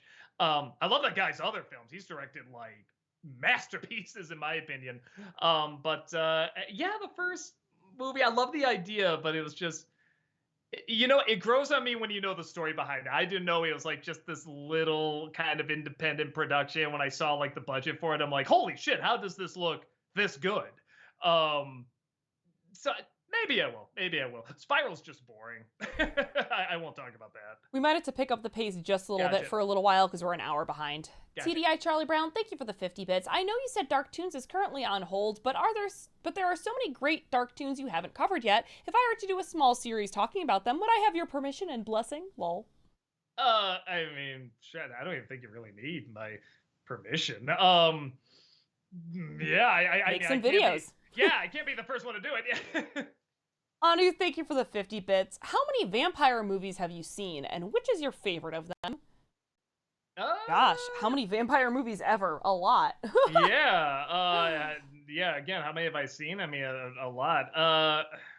Man, just top of my head, I guess I'm thinking Bram Stoker's Dracula, though I feel like there's a better one that I would like, but or maybe Lost Boys. I do really like Lost Boys. I was gonna say I've got a soft spot for like Lost Boys and Interview with a Vampire. Orlando Garcia, thank you for the 100 bits. So Mario Strikers Battle League just dropped their first DLC wave, and we got Daisy and Shy Guy. It's kind of lame because those two should have been there from the start, but they have Daisy going with emo Peter Parker dance, so I'm personally not that miffed. Yes. I feel like you'd be more blown away by that, Heather. Yeah, I mean, no, it's just I haven't played it yet. I really need to, and they definitely should have had Daisy and Shy Guy from the beginning, 100%. Honest Reviewer, thank you for the 110 bits. Sup, Doug. With Addams Family and Morbius as out-of-season Nostalgia-ween reviews during the summer, now you're acting like a Hollywood exec. Hocus Pocus, I think, came out in summer, and it did. It bombed, but has a following now. True. Favre Films, thank you for the 100 bits. Doug, what was the biggest left turn a movie has made for you? For me, it's Sorry to Bother You with the horse people. Yeah, that movie did not turn out to be what I thought it was going to be, and it was a lot. That better be the twist in Nope. Yeah, I mean, I know there's maybe Barton Fink, to a point where I still don't know what that movie's about, but we were watching it, following it okay, and then just like, there's a huge left turn, and it just keeps going, and we're just like, all right, I didn't see that coming. Sailor Aaron, thank you for the 150 bits. Okay, one of my news is that I need lots of thoughts and prayers because my paw suffered a heart attack with mini strokes on Sunday morning, so he's in the hospital. Luckily, he got 2 stints in and the procedure went well today, so hopefully he'll be coming back home soon. Just please need lots of thoughts and prayers. Yeah, for sure, absolutely. Sailor Aaron. Oh, yeah, I hope it goes okay. Yeah, all our best to you. Adam Grunther, thank you for the 50 bits. Let me rephrase my question from earlier. What are your thoughts on Felix Fischoeder, the brother voiced by Zach Galifianakis, not Calvin Klein? That's Calvin Fischoeder. Sorry, my bad. He's fine. I think I'm always... he's pretty good. I'm always focusing on Kevin Kline, though. I'm always distracted by him, clearly, like even down to I got the name wrong. But yeah, no, he's still a pretty funny character. Talkative Carl, thank you for the 50 bits. Like you, Doug, I actually like the Morbius movie, and Jared Leto is pretty solid in this film. Now that I'm thinking about it, Carnage movie is actually good. I'm starting to get concerned that I might unironically enjoy the Craven movie. I couldn't get into Carnage, but I like I said, I'm like one of like 5 people in the world that liked Morbius. So Alexander, thank you for the 50 bits. Hi, Doug. One thing I love about Kelvin Fishoder is how consistently chill he is. Even when his life is being threatened, he still seems perfectly composed, which adds to his wonderfully eccentric nature. He almost feels like a Wes Anderson character. I can see the Wes Anderson character. I don't always see him as being composed, but I can see that. I guess when you compare it to all the crazy stuff that's always happening around him with Kevin Kline's character, I guess that makes sense. Big Jack Films, thank you for the 50 bits. Rewatching, that's what it is. Rewatching some old NCs, I noticed a few cracks at Universal Studios. I'm curious if you've ever visited the parks from the 90s to now, and have you ever considered doing something on it for NC? I probably wouldn't. I don't think I'd film anything on it, but yeah, no, I've gone a couple times. It's funny I made cracks. I think I was just making jokes to make jokes because I like Universal. I think it's fine. Taylor Aaron, thank you for the 350 bits. And the other most wonderful news that I received yesterday, I got promoted from sister to auntie to be. Yep, my one and only older sister Megan is expecting her first baby due in March. I and the rest of the family knows that are very excited. Oh, congrats, man. That's awesome. That is amazing. Being an aunt is the best. Kevin Lane, thank you for the 50 bits. 2-sentence horror story. My son recently told me about an insect with superpowers that would soon rid the world of the bad guys. I asked him how he knew that, and he showed me this man on TV talking about his superbug. Okay. Sorry, I don't know if that's the reaction you want. It's a horror story. Adam Grunther, thank you for the 50 bits. Out of curiosity, was any of Suburban Nights inspired by Monty Python and the Holy Grail? Probably without me even realizing it. Yeah, especially like the cat puppet, I feel like probably has like echoes of like the rabbit. I'm sure it was. Mumra, thank you for the 50 bits. Have either of you seen one of Tom Hanks' earliest films, Mazes and Monsters, about kids taking a game like Dungeons and Dragons too seriously and putting themselves in danger? It's a lot like plot points in Stranger Things Season 4 that were based on the scare of the game in the 80s. That's totally an homage to that in Stranger Things. I haven't seen the whole film, but I've seen enough clips to know how unintentionally funny it is. Same. Yeah, I should watch the whole thing at some point. Tulip Fan, thank you for the 100 bits. Is Lightyear the worst Pixar film to date? I mean, as bad as Cars 2 and The Good Dinosaur are, at least they still seem Pixar and made a hell load of money and good visuals. I didn't feel any Pixar magic watching Lightyear. Nah, I still Good Dinosaur and Cars 2 are worse for me. I felt the effort in Lightyear. I shouldn't say that. I actually did feel a little bit of the effort in Good Dinosaur 2. It's just misdirected. Cars 2, I'm just like, I don't think anyone knew what the fuck was going on there. Just like, I don't know, the first one made money. Let's do it again, I guess. NZ Multiverse, thank you for the 100 bits. Doug, one of my favorite concepts in Amphibia is the fact that the music box, aka Calamity Box, uses musical notes as coordinates to other universes. That's very original and creative. Maybe if I played the Lord of the Rings theme, I could visit the Shire or something like that. Yeah, well, that's kind of a variation of like Close Encounters where they communicate through music and stuff. But I do like that. That's kind of what opens up the portal, and that's how you find the portal. So yeah, it's taking the idea and sort of taking it to the next level. Talkative Carl, thank you for the 50 bits. I don't know about you, Doug, but Teddy from Bob's Burgers' whole gimmick is wearing me thin. There's no layers beyond the lovable oaf thing. It's almost as if he's too stupid. Oh, not for me, man. I love Teddy. I love how pathetic he is. And maybe because we don't know everything about him yet. So every time you hear more and more, it's like peeling away like more like another layer to just how pathetic and lonely he is. So no, he still really entertains me. Adam Grunther, thank you for the 50 bits. What's your favorite kill scene in the Suicide Squad? Probably the one where, what was it? Peacemaker and, who's the other guy? Is it Idris Elba? I can't remember. The competition? Yeah. Going through the camp? Yeah, going through the camp. I mean, the kills are funny, but then the payoff is phenomenal and so dark. Mm-hmm. Yep, I agree. Kevin Lane, thank you for the 50 bits. This is another 2-sentence horror story. Ever since artificial blood was perfected, blood loss-related fatalities decreased by 99%. Oh, maybe this is Morbius thing, sorry. Yeah. But what the world didn't know was it was only because the vampires no longer needed to hunt. Now that's terrifying. That makes you think. It's the only thing from Morbius that probably makes people think. Exile, thank you for the 100 bits. Hey, Doug, though this isn't a question, but I think it would be funny to see Malcolm be full of Christmas joy, that he would beat up Nostalgia Critic with his crazy smile and having Carol the Bells by Metallica playing in the background. We'll put it down in the maybe section. That Disney nerd, thank you for the 100 bits. Maybe for a future theme month, you could do a monster month, where you review Godzilla 2014, Kong Skull Island, Godzilla King of Monsters, and wrap it up with Godzilla vs. Kong. Maybe, again, I feel like I'm not the right dude, because I like those movies, and I can talk about King Kong a little bit, but there's such a dedicated fan base to that just know like all the ins and outs about it and have much more of a passion for it than I do, so I feel like I'm not the right dude. Strider for Life, thank you for the 50 bits. By the way, Doug, if you haven't seen it yet, check out the New Zealand Deck commercial. You'll get a kick out of it. Lol. New Zealand Deck commercial. Deck, like D-E-C-K. D-E-C-K. Okay, I will check that out. Big Jack Films, thank you for the 50 bits.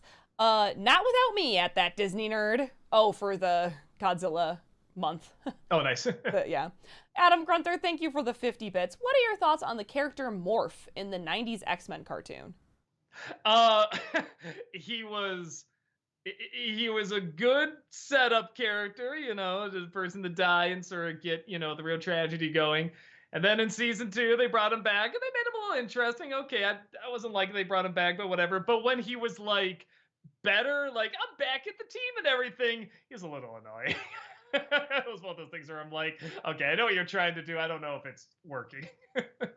Orlando Garcia, thank you for the 100 bits. I haven't watched South Park Streaming Wars Part 2, but I've seen a clip with some French guy obsessed with pee, and he was showing an ad with Matt Damon begrudgingly advertising and drinking pee, and it was the funniest thing that I've seen all week. I'm terrible at keeping up with South Park, and I should, because every time I watch it, it's still so funny, but I'm just, I'm literally probably like 10 years behind on it. Every once in a while I might see a clip, but that's it. So I do feel bad because everyone says it's still great. LJ, thank you for the 50 bits. What video game did you hate the most growing up? Trying to think. I mean, one that would just have to be like really broken. Or like I Can Never Beat or something. Like I remember I got one called Cobra Triangle that was pretty annoying. I got like this Adventure Island one that we could beat the first few levels, but then could never get past like 3 or something like that. I don't know those. I'm sure there's out there. I never got into Castlevania 2. I hated that game. That was way too slow for me. Big Jack Films, thank you for the 50 bits. Outside of Fanscription, would you ever consider a segment of the show covering canceled movies that never got off the ground? Spider-Man, Batman, and Godzilla had several productions that were abandoned in pre-production. We talked about that, and we never quite made it. I don't think we quite had the passion for it, but we were like seriously going back and forth about like the movie that could have been and stuff like that. But I feel like there's a ton of art videos like that out there already. Talkative Carl, thank you for the 50 bits. Heather, can you try and do the Matt Smith Morbius dance? Bold of you to assume that I've seen a whole Morbius. I have not. You and many have not.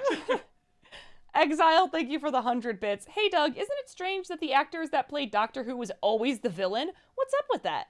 You gotta shake that, it's an easy way to shake the, like, I don't know, mold that you get that you kind of get put into by playing Doctor Who. Mold bias, if you will. Whoa! No, but that's the word I was looking for. I didn't think about that, but that is a good point. And it is always in like a comment, like a Marvel thing, the more I think about it too. Yeah, it's interesting. Hewlett fan, thank you for the 50 bits. Which movie death do you think was the most brutal for you? Also, what would you say is the most average film that you've ever seen? Just completely middle of the road. Man, I find I forget the really super average ones. Yeah. Something like Executive Decision, I remember, was so average, but I do somehow remember it. Honestly, again, Bob's Burgers is kind of that for me, but the characters are so good. I don't know if I could quite say that.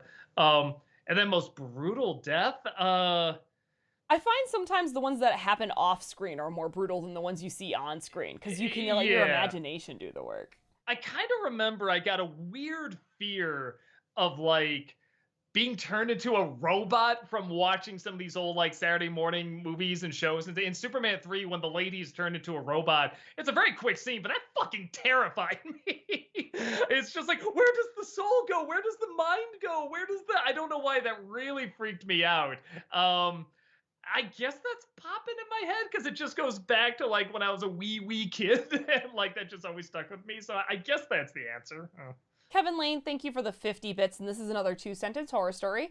When Hiroshima and Nagasaki were bombed, the people's shadows remained. On the 100th anniversary, the shadows were finally strong enough to come to life. Man, that's an upper. Thanks. Honest Reviewer, thank you for the 100 bits. So as an example of reality imitating art, you hear how UK meteorologists warned of the devastating record-breaking heat wave, and then anchor Bev Turner went full Don't Look Up, saying, why must you meteorologists be all doom and gloom? I want people to be happy about the weather. We've had hot weather before, right? And the meteorologist shakes his head in disbelief. I I've did seen it. see that. I just saw that, actually. And, I mean, I think it speaks for itself. Mm-hmm. Eastern 57, thank you so much for the 1,085 bits. We really appreciate that. Thank you. Evening, Doug and Heather. I often miss the older reviews with more sketches and character usage. Was that a deliberate change? Perhaps a fan accommodation, or maybe just work, budget, time constraints? Not complaining, still love everything. Some of it's just getting back into the swing of things too. And still staying safe, you know, like COVID is still a thing, and we do have members who are immunocompromised, and we're just respecting everyone's health and safety. But also sort of the landscape of reviewing has changed a little bit too. I still like using visuals and ideas and characters and stuff to help tell a review. I like using art to tell art, you know, and review art.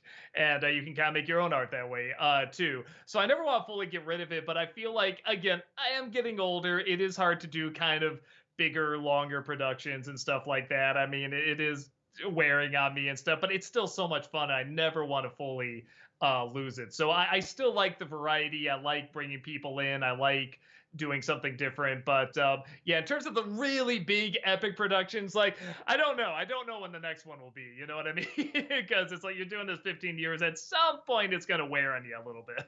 Yeah, Matt, everyone's fine. Everyone's doing okay. It's just that we're just respecting people's health and safety. Yeah. Danny R., thank you for the 50 bits. Congratulations, Doug, on winning the human race! Oh, thank you. Oh my God, this is just so unexpected. I already got one. I know, guys, thank you for the 50 bits. Steven Spielberg is directing his first music video for Mumford & Sons. Kind of ironic coming from the guy who said that he wouldn't direct another musical back in March. He deserves it, though, honestly. I want to see so many more musical things from him, man. Yep. West Side Story was so good. I want it. He was missing his calling big time. Orlando Garcia, thank you for the 100 bits. Tisk tisk, a moment of silence for Internet Explorer. I discovered it went defunct 5 days ago. It walked so Firefox, Chrome, and Edge could run. Indeed. God, I didn't even think of that. Yeah, it's like I haven't seen Internet Explorer in years. It's like, oh, yeah, I guess that's why. Exile, thank you for the 100 bits. Hey, Doug, would you review the W.S. Anderson Resident Evil movies? I would love to see your thoughts on all of these movies. Just to give you a heads up, it almost killed the game franchise because they're the reason why the later games were more action than horror. Oh, interesting. That's another one where I don't really know anything about the games, so probably not. I feel like you need someone that really knows the games to talk about them. But I do get requests them a lot, so we'll see. Maybe I'll do one of them. Adam Grunther, thank you for the 50 bits. Who was your favorite comic book villain that hasn't been done justice in a movie? For me, it's the Mandarin. The Ben Kingsley twist was already insulting, but the fact that the supposed real character in Shang-Chi confirms that he was never an actual thing just pissed me off.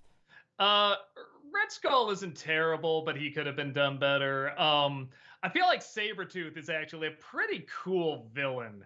And they just kind of made him a dumb, kill Wolverine, and I'm like, I feel like you could have done more with that. There weirdly was kind of a sophistication to what a blood-hungry animal he was. Talkative Carl, thank you for the 50 bits. Doug, have you thought about doing a top 11 Dark Toons videos that you've reviewed?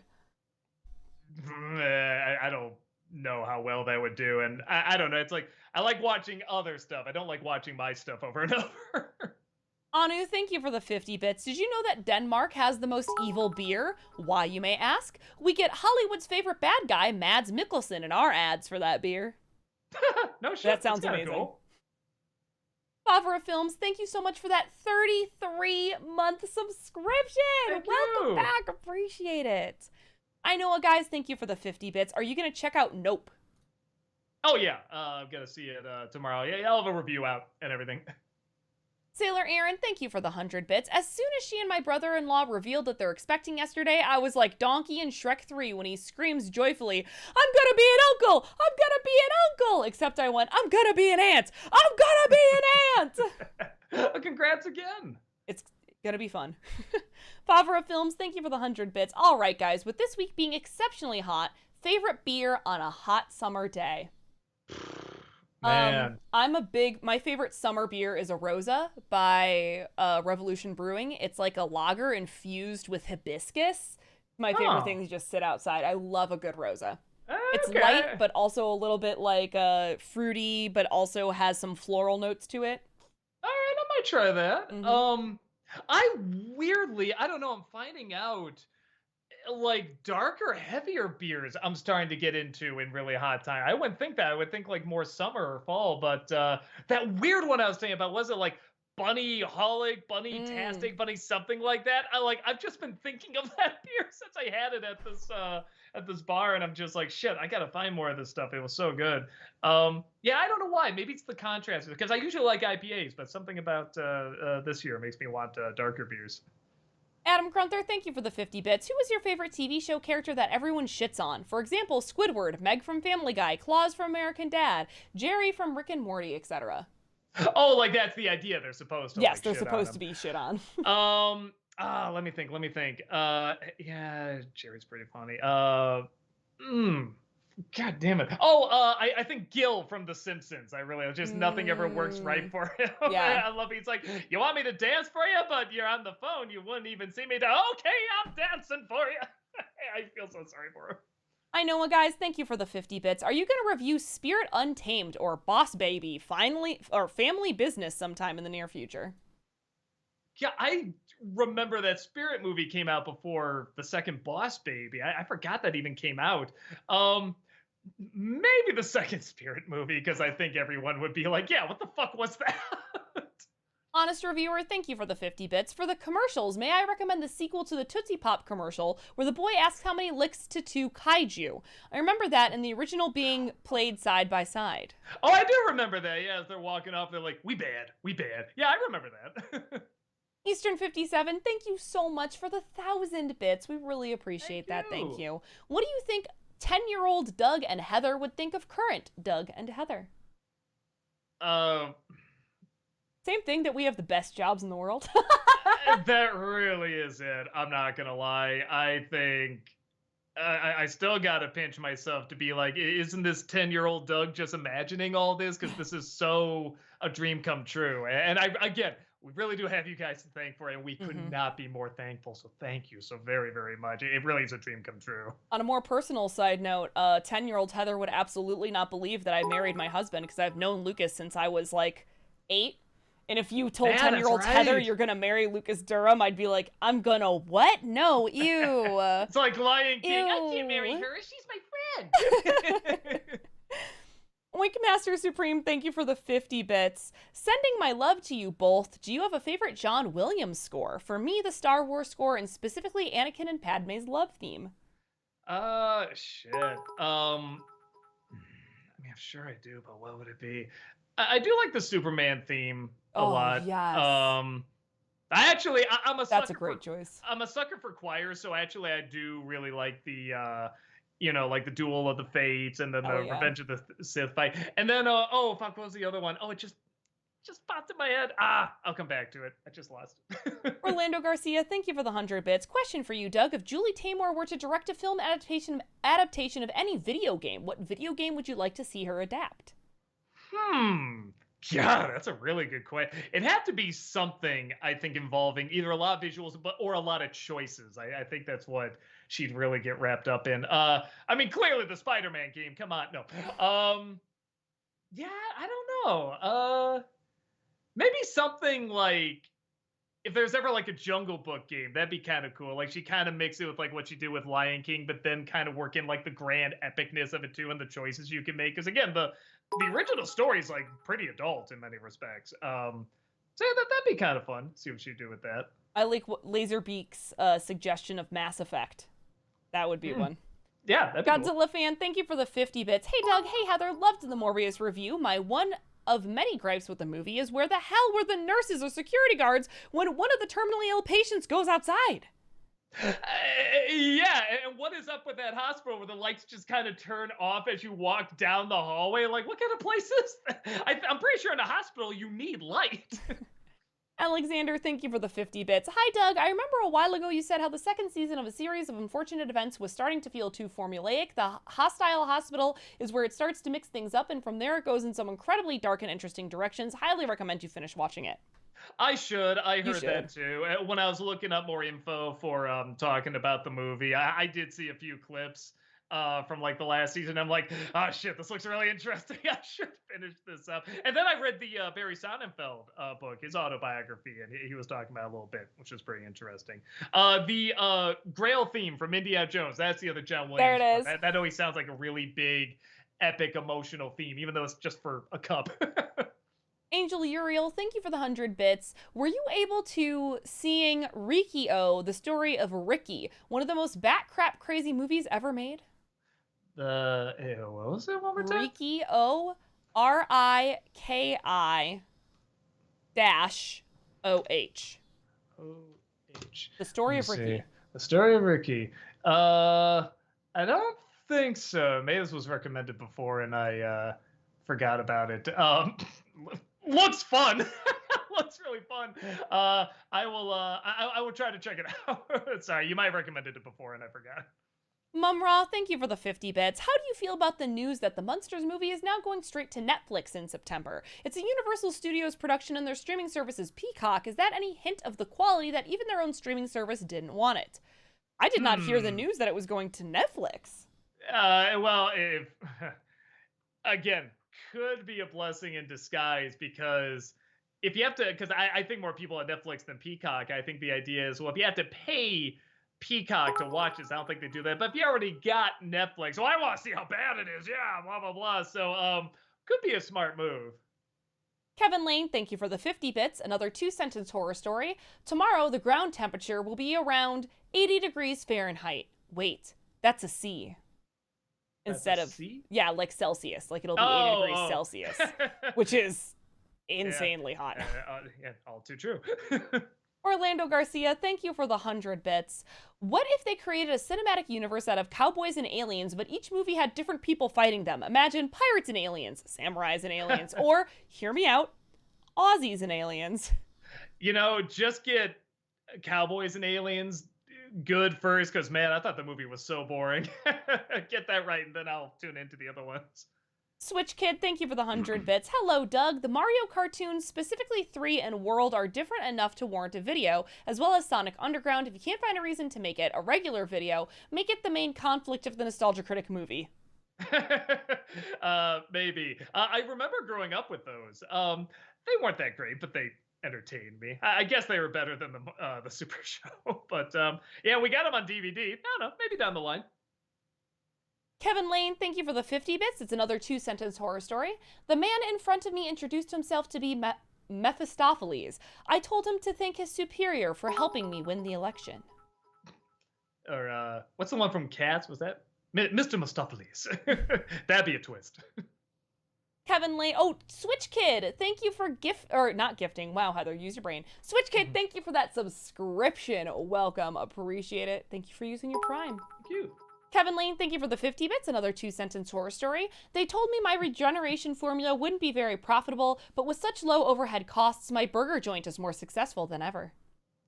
So there's that. Wasn't that like the plot to one of the Proud Family movies? Oh, I don't know. Like you can like reproduce food or something. I don't know, something like that. But they're like, it becomes too big. We don't want that. It's like, it's making more food. It's making it bigger. What's wrong with you?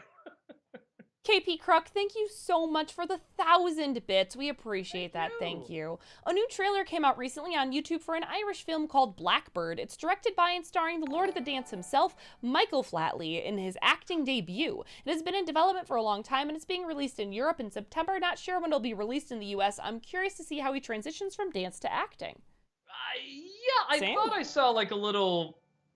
Wait. Is this the one with That's right. I did see that. Wait, that's the Lord of the Dance? What? I didn't know that. This movie looks really good. That's the Lord of the. That's really bizarre. Okay, I'm gonna look into that more later. Weird. I know, guys. Thank you for the 50 bits. Can you give us a clue as to what next week's review will be? I actually did give a clue in the Austin Powers one that somebody brought up. So so just watch it again. It's in there. Power Gamer, thank you for the 50 bits. Amphibia, fun fact, the creator Matt Braley not only worked on Gravity Falls, but he also wrote the famous Big Henry scene. And on the subject of Amphibia, who's your favorite character, mine Sprig? What's his name? Agent X, the one RuPaul plays. He is fucking hilarious. Okay.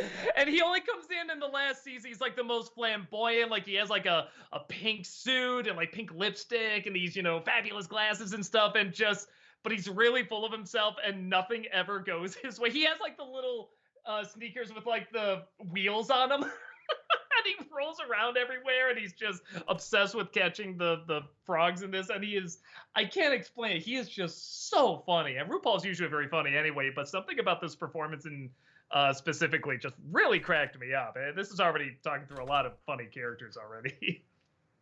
Anu, thank you for the 50 bits. I'm sure you remember when you and Tamara saw Big Trouble in Little China. When will we get the review of it? That's another one I got on the list. I'll get to it at some point. That might actually be a good freak show cinema. Yeah, I might do it for that, actually. That probably makes sense.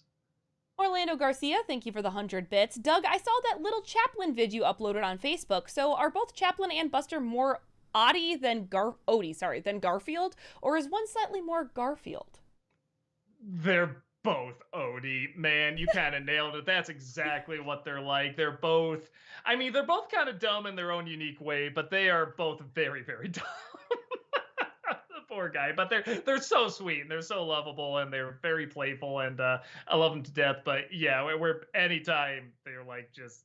I give them a treat at night all the time. Whenever they leave the room, I gotta get them out of the bedroom. I say, Chaplin, Buster, come on, treat, and they'll come out. I say, okay, let's go, and I go to get the treat. Buster comes in. Chaplin always waits by the door, like, wait, something's up. I'm like, nothing's. I'm getting you the damn treat. You're gonna miss the damn treat. It's not until I open it up. He's like, oh, we're doing this? Okay, yeah, like the other 50 nights, you dumbass.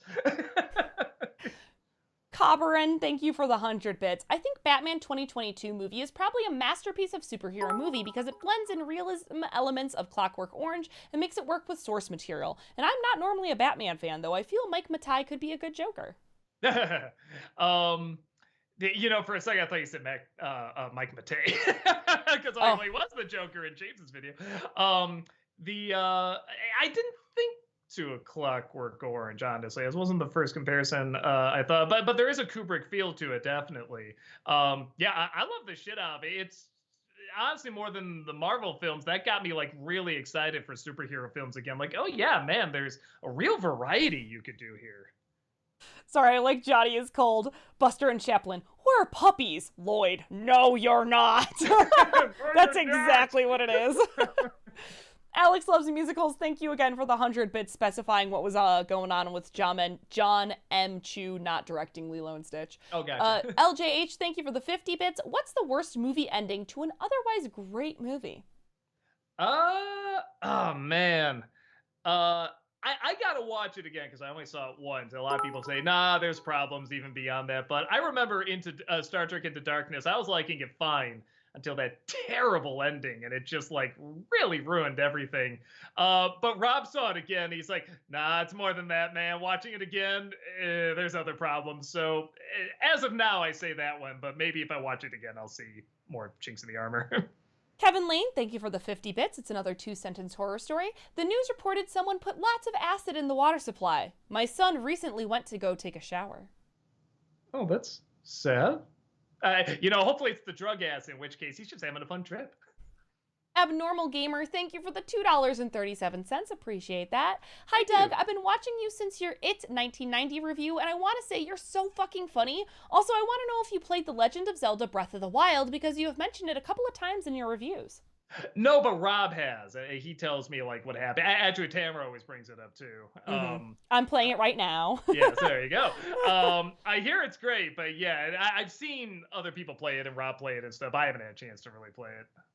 Orlando Garcia, thank you for the 100 bits. Think what you will about the Cuphead show, but allowed the devil to give us one of the best out of context quotes ever.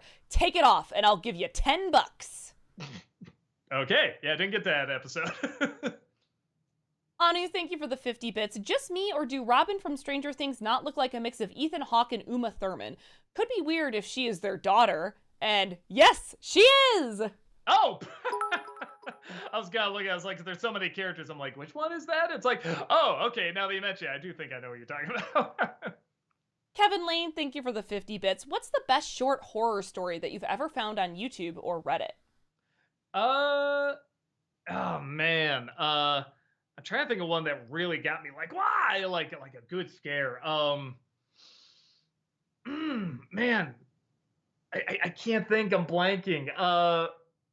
I know Nate Ruger did one. Skippy Squirrel, son of Tom Ruger, did one. And I'm blanking. It's something like the Antler Man or something like that. And the payoff's okay, but the buildup is really, really good. If you go to his IMDb, you'll find it. But I remember just it was really, really good buildup. Cool. I don't seek out horror content, so I'm not the person to ask about that. Switch Kid, thank you for the 150 bits. Can you do a Nostalgia Critic episode on Foxbox/4Kids TV/CW for Kids? That airing block has some amazing memories for many people, and I would love to see your take on it. There's some that we want to do, and that's probably the next really big project we'll do. Is probably like a Kids WB or a TGIF thing. Probably Kids WB. A lot more people want that one. But yeah, the CW stuff I didn't grow up with at all. I at least grew up a little bit with Kids WB, and of course I grew up with TGIF, but yeah, I don't know anything about the CW stuff. So yeah, and I should know something about it if I'm going to talk about it. That Disney Nerd, thank you for the 100 bits. What are your thoughts on the people that ask you about your about Amphibia and clues to next week's review every week? Some people just, some people just have a schedule, I guess, and want to know the answers to those things, Also, I mean, on that note too, some people have asked, so what do you think when people say back credit card, they want to see you react and stuff? And I'm like, look, if I still had the energy and the vocals, I would scream and do the thing every time because that's what they want, but again, I'm getting older. But I always say, if that's the worst part of this job, I got it really fucking easy, man. So yeah, I love doing all the silly stuff, to make them laugh and make them smile and stuff like that. I don't get tired of it because, again, I'm living the fucking dream. It'd be a very silly thing to get angry at. Coburn, thank you for the 100 bits. Imagine if Barney the dinosaur turns evil, laughs at every evil deed he does with evil eyebrows popping up. It is kind of an evil level. It's like, yeah, it is a little creepy. NZ Multiverse, thank you for the 100 bits. Doug, what is a movie you thought was going to be awful, but when you finally watched it, it turned out to be incredible? Man, I'm trying to think of one that really... Oh, you know what? Toy Story. I thought it was advertised really bad. Okay. And when I saw it, I was amazed at how good the writing was and how funny it was. So yeah, I guess I'll say that. Alexander, thank you for the 50 bits. Hi, Doug. Maybe I just haven't seen enough of Bob's Burgers, but I have yet to see a freak out from Kelvin Fischoeder. The episode where he and Bob are tied up under the pier, I thought he seemed mostly composed. I could be missing something, though. Either way, still a great character. Oh, you know what? I think I was getting them mixed up. I was confusing him for the brother or the cousin or whatever. Or no. Wait. Yeah, I think I confused him. Yeah, I was thinking of the one that he's always he's kind of like the lackey and always treats like crap. So yeah, I think I just got him backwards. Kevin Lane, thank you for the 50 bits. Hey Heather, in the city of Himeji lies Himeji Castle, where a girl was executed for a crime she didn't commit. Now she haunts it forever, longing for revenge. Have you heard of that previously? I have not. That's interesting, though. Love some of the ghost stories that come out of Japan. Yeah. LJH, thank you for the 50 bits. Favorite Matthew Broderick performance? I mean, they're not all bad. I remember him being okay in Glory. Something like War Games I thought was okay. He's passable in Ferris Bueller. I get why people want to punch him. Yeah, a lot of people say, I would love this movie if it wasn't for, I just fucking hate this character. I hate him acting in it. And it's like, I get that. He doesn't bother me that much in it, though. Alexander, thank you for the 50 bits. Will you see Nope? Yep. No, not yep. I asked if you're going to see Nope. Yep. I know. Who's on First parodies have been done. I just couldn't resist, though. Yep. Kevin Lane, thank you for the 50 bits. Doug, please act like an elderly history professor and explain what life was like prior to the internet. Before the internet, we had this thing called the outside. And we never went out there because we had video games and we liked it. Mum Raw, thank you for the 50 bits. Doug, have you seen the TV extended cuts of Superman 2 or 3? I remember seeing a scene from part 2 where the 3 villains kill a kid in that western town that was very grim, and in part 3 there was an extended sex scene with Superman. Crazy stuff. I believe those clips are on YouTube but not on Blu-rays. Huh, okay. No, I haven't. I'll check that out. I think I know what kid it would be, too. It's the weird little British kid, like, in Texas or whatever. Like, what's a British kid doing in Texas? But, oh, yeah, I'm curious. I gotta check that out. Cypher, thank you for the 100 bits. Morbius review is great. Another good review. Thanks, Doug. Thank you. Holy Provider, thank you for the 100 bits, and I did catch their message. They highlighted it afterwards. I think they just didn't know you needed to connect it. So for the future, make sure you connect your message to the bits, Holy Provider. But they said, yo, Doug, will we ever see a Nostalgia Critic episode of Aliens 1986? Somebody brought up that I've actually done a lot of the other Aliens movies, and it might make sense to, like, finish them off because there are some bad ones. Yeah, of course, some great ones, too. But there might be too many. I don't know. Maybe if I do, like, a theme month or something like that. Kevin Lane, thank you for the 50 bits. The most ridiculous idea I ever heard for a sci-fi movie would be a cold fusion bomb. Have either of you ever heard a more ridiculous idea? A cold fusion bomb. Not a movie about it. Yeah, maybe actually getting your hands on unobtainium. That's pretty, Yes. implausible. No. Adam Grunther, thank you for the 50 bits. What is your favorite James Gunn music moment? For me, it's either the opening dance title sequence in Peacemaker or the slow motion rain walking shot in the Suicide Squad. Gosh, I love the intro of Peacemaker. Do you really want it? Do you really want it? I really like in Guardians 2 the arrow killing everybody while they're walking in slow-mo, and Michael Rooker and Rocket are walking in slow-mo. I thought that was... I saw that on IMAX, too. It was so fucking cool. Adam Grunther, thank you for the 50 bits. What are your thoughts on Carol Burnett as a comedian?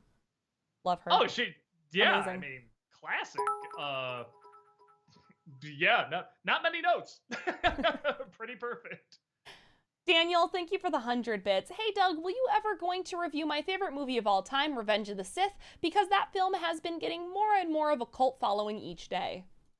I know it's not good, but I do have a soft spot for. Out of the prequels, it's easily the best, and it has a lot of moments where I'm like, okay, that's Star Wars. Mhm. Now that's not like, oh, that's prequel. Okay, it's trying. It's like, no, it's like that was Star Wars. So I did a Disney December of it, but I don't know. Me talking about the prequels, I think it's like everyone else talking about the prequels. Just everybody's done it. I don't know what I'm going to add that's that interesting. So probably not. But yeah, out of the prequels, that's probably my favorite. Easily my favorite, actually. Adam Grunther, thank you for the 50 bits. Who was your favorite Spaceballs character outside of Dark Helmet? For me, it's Pizza the Hut. Not only is he voiced by Dom DeLuise, but that pun is so lame that you couldn't help but find it hilarious. I also love that he may have a thing for his robot assistant, Vinny, who casually takes bites out of him in front of people. I never saw the relationship like that. I guess either Colonel Sanders or President Scroob. Again, just the bad guys in that are so much fun. LJH, thank you for the 50 bits. Favorite Stanley Kubrick movie?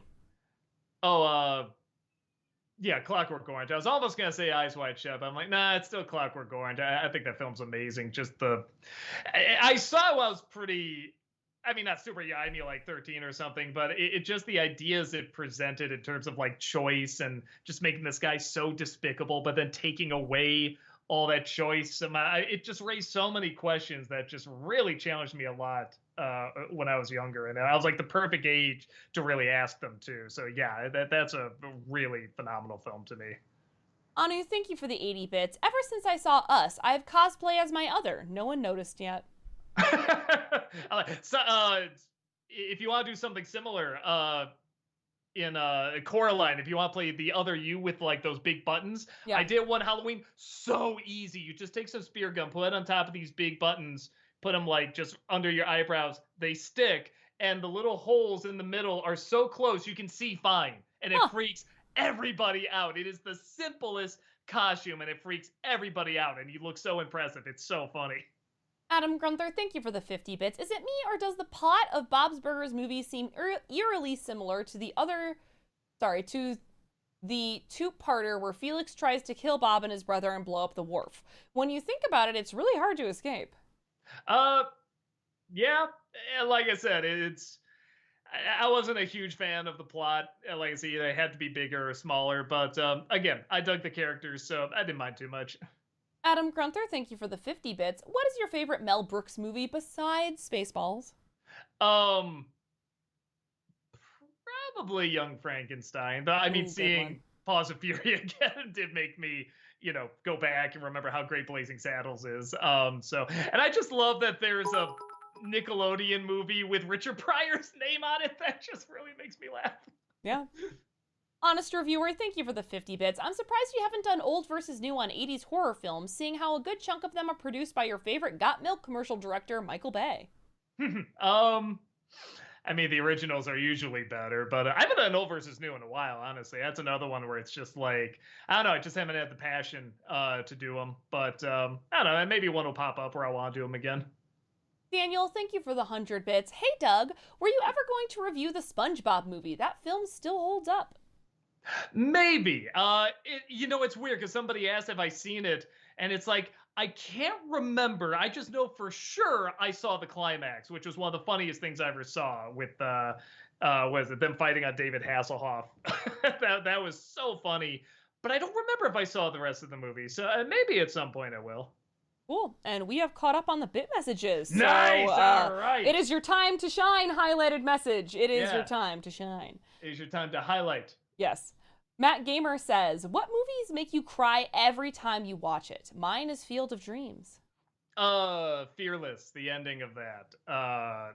You really feel like you're in between life and death, and they do it in such a clever, it's a simple but such a clever way. It's really an amazing movie. I'm an easy crier when it comes to movies, so there's that list is long. Oliver Dreamwalker says, Doug, do you have any plans to make a Nostalgia Critic review co-written by an AI using something like AI Dungeon or Novel AI? Okay, so you can do this, because we always see this thing about like rom-coms written by bots, and I'm like, oh man, this would be fun to do like an NC on, and then you find out, it's a bit, and it's like, right. Oh, okay, so then, but I'll still like, yeah, maybe I'll still do that. That might be kind of funny. But now that these things really are existing, I would love the shit to do that. Right. Yeah, I gotta write that down. That's pretty fun. That would actually, so they suggested AI Dungeon or Novel AI.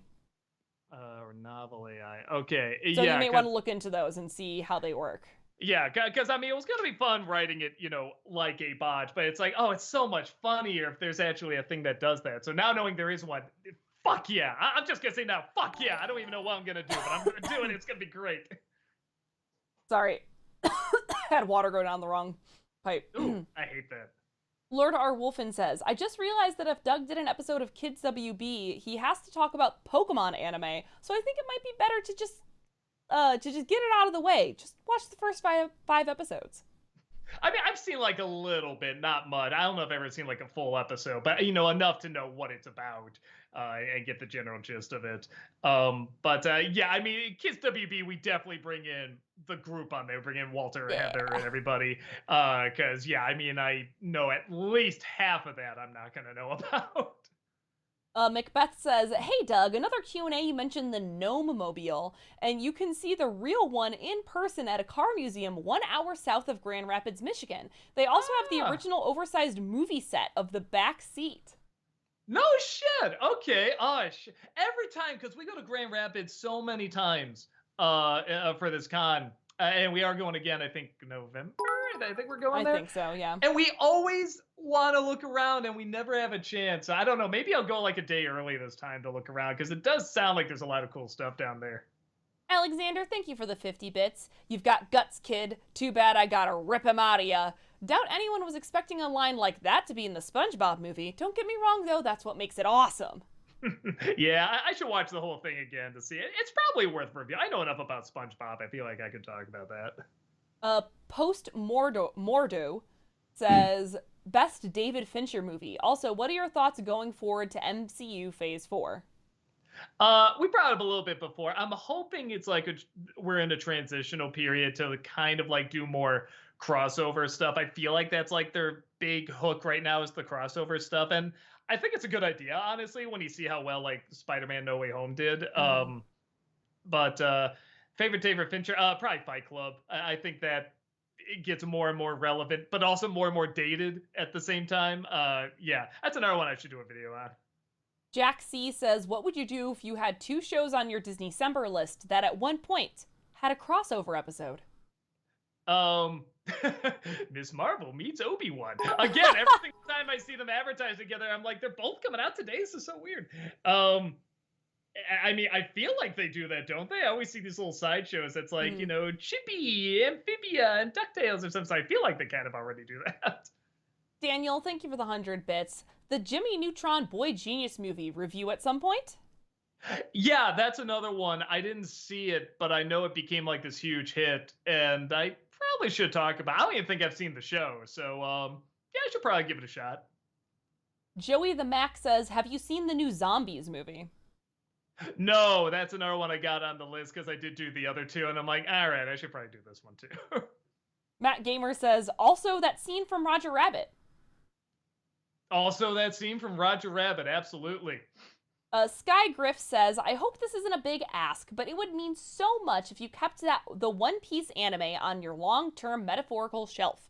I can even wait years for this, but it's the world's most popular anime. I gotta hear feedback on it from my favorite internet dude ever someday. Just don't forget about it forever. I mean, you're gonna wait a long time. I don't think I'd be able to watch that until like I retire or something. But it is long. but that and Dragon Ball, I'd love to see. Actually, I'd love to see the whole series. But I know there's a ton of it. I think when you guys were talking about it in Toonami, I was looking for clips. I was watching a few snippets of it. I'm like, you know, this does look kind of fun. This does look interesting. It was kind of grabbing me. So, yeah, one point I'd love to do, yeah, that, Dragon Ball Z, all of that, but, and skip the bad ones everybody says to skip. Lord R. Wolfen says, and I haven't seen the show, so I cannot talk in a very Kelvin Fishoder voice. Hello, awesome people and things in the background. When I mentioned Jak and Daxter last time, Doug couldn't find it, so to make it easier on Doug, look for the game's full title, Jak and Daxter, The Precursor Legacy. Okay, Jak and... Yeah, J-A-K. J-A-K. Oh my god, what is up with this fucking keyboard? J-A-K.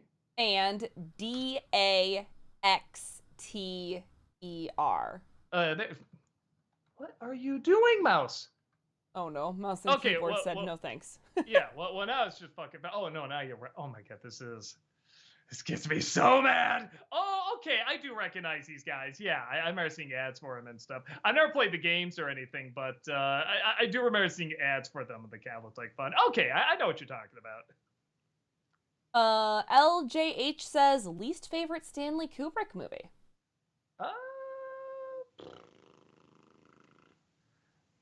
Man, I'm trying to think like what one. Oh, probably the one that's most people's least favorite, Spartacus. Okay. Just because it's the least him. It's not even like that bad a movie or anything. It's just the least him. It's like it doesn't feel like a Kubrick movie, but you know, it technically is.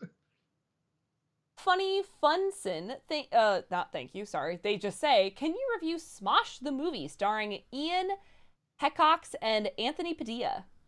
Probably not. I get there's nothing wrong with making fun of other internet, you know, people and stuff like that. I mean, they're fair game like anyone is. I don't like doing it. Especially because the internet is still so young and YouTube is still so young in the grand scheme of entertainment that I'm just like, let them do their own thing. I'll do my own thing and stuff. I'm not against anyone that does it. Just to me, it feels kind of douchey because we're all like in the same industry and everything. We all have kind of similar backgrounds and stuff. But I don't have harsh feelings of anyone that does it. I just don't like doing it. Whiskey Nerd says, where's the love for Kevin Smith and his work with Clerks 3 being released? I mean, I hope it's good. I really love Clerks. I didn't like the second one that much. I was saying I think it can work if they make it like so meta, the idea, oh, they're making a movie about everything. Like it actually is telling like the story of him as a young filmmaker, like getting his big break. Like that would be like it really is kind of like autobiographical and kind of touching. Like that I think can work. If it's just, oh, it's like the movie, oh, inside jokes, and that's it, I think that ship has sailed. But if they actually do have kind of like a touching side to it, you know, maybe he makes it very personal about being a filmmaker, I think that can be interesting.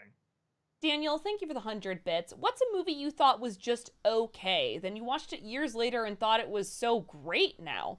For me, it was either Disney's Tarzan and Return to the Jedi. Both thought they were just okay, but now I freaking love them. There's one, I mean, we just shot the review for it, and I still think it's okay, but it had a lot of firsts in there that kind of paved a way for a few things that Disney is doing much more of now. I guess I won't give it away. It is technically a Disney princess movie, so there's your clue. Ooh, interesting. You know what it is. I do, but okay, yeah. Honest Reviewer, thank you for the 100 bits. With Halloween Ends coming out this year, do you think of doing Rob Zombie's Halloween 2? Remember seeing that in theaters, and by the end I turned into Krusty the Clown by saying, what the hell was that? Shit, maybe I should. With the other one coming out, it's not a bad idea. I haven't seen it either. I hear it's terrible. Orlando Garcia, thank you for the 100 bits. Last bits for tonight. Doug, I know you're more of a movie guy, but are there any lyrics from any songs that resonate with you? Again, just because it's been humming in my head in the Sunny Side Up Summer. I really like when Louise is talking about her ears and she says, I don't know what I am without them. I kind of like that. Yeah, that's cool. Power Gamer says, so Heather, how are you liking Ratchet and Clank so far?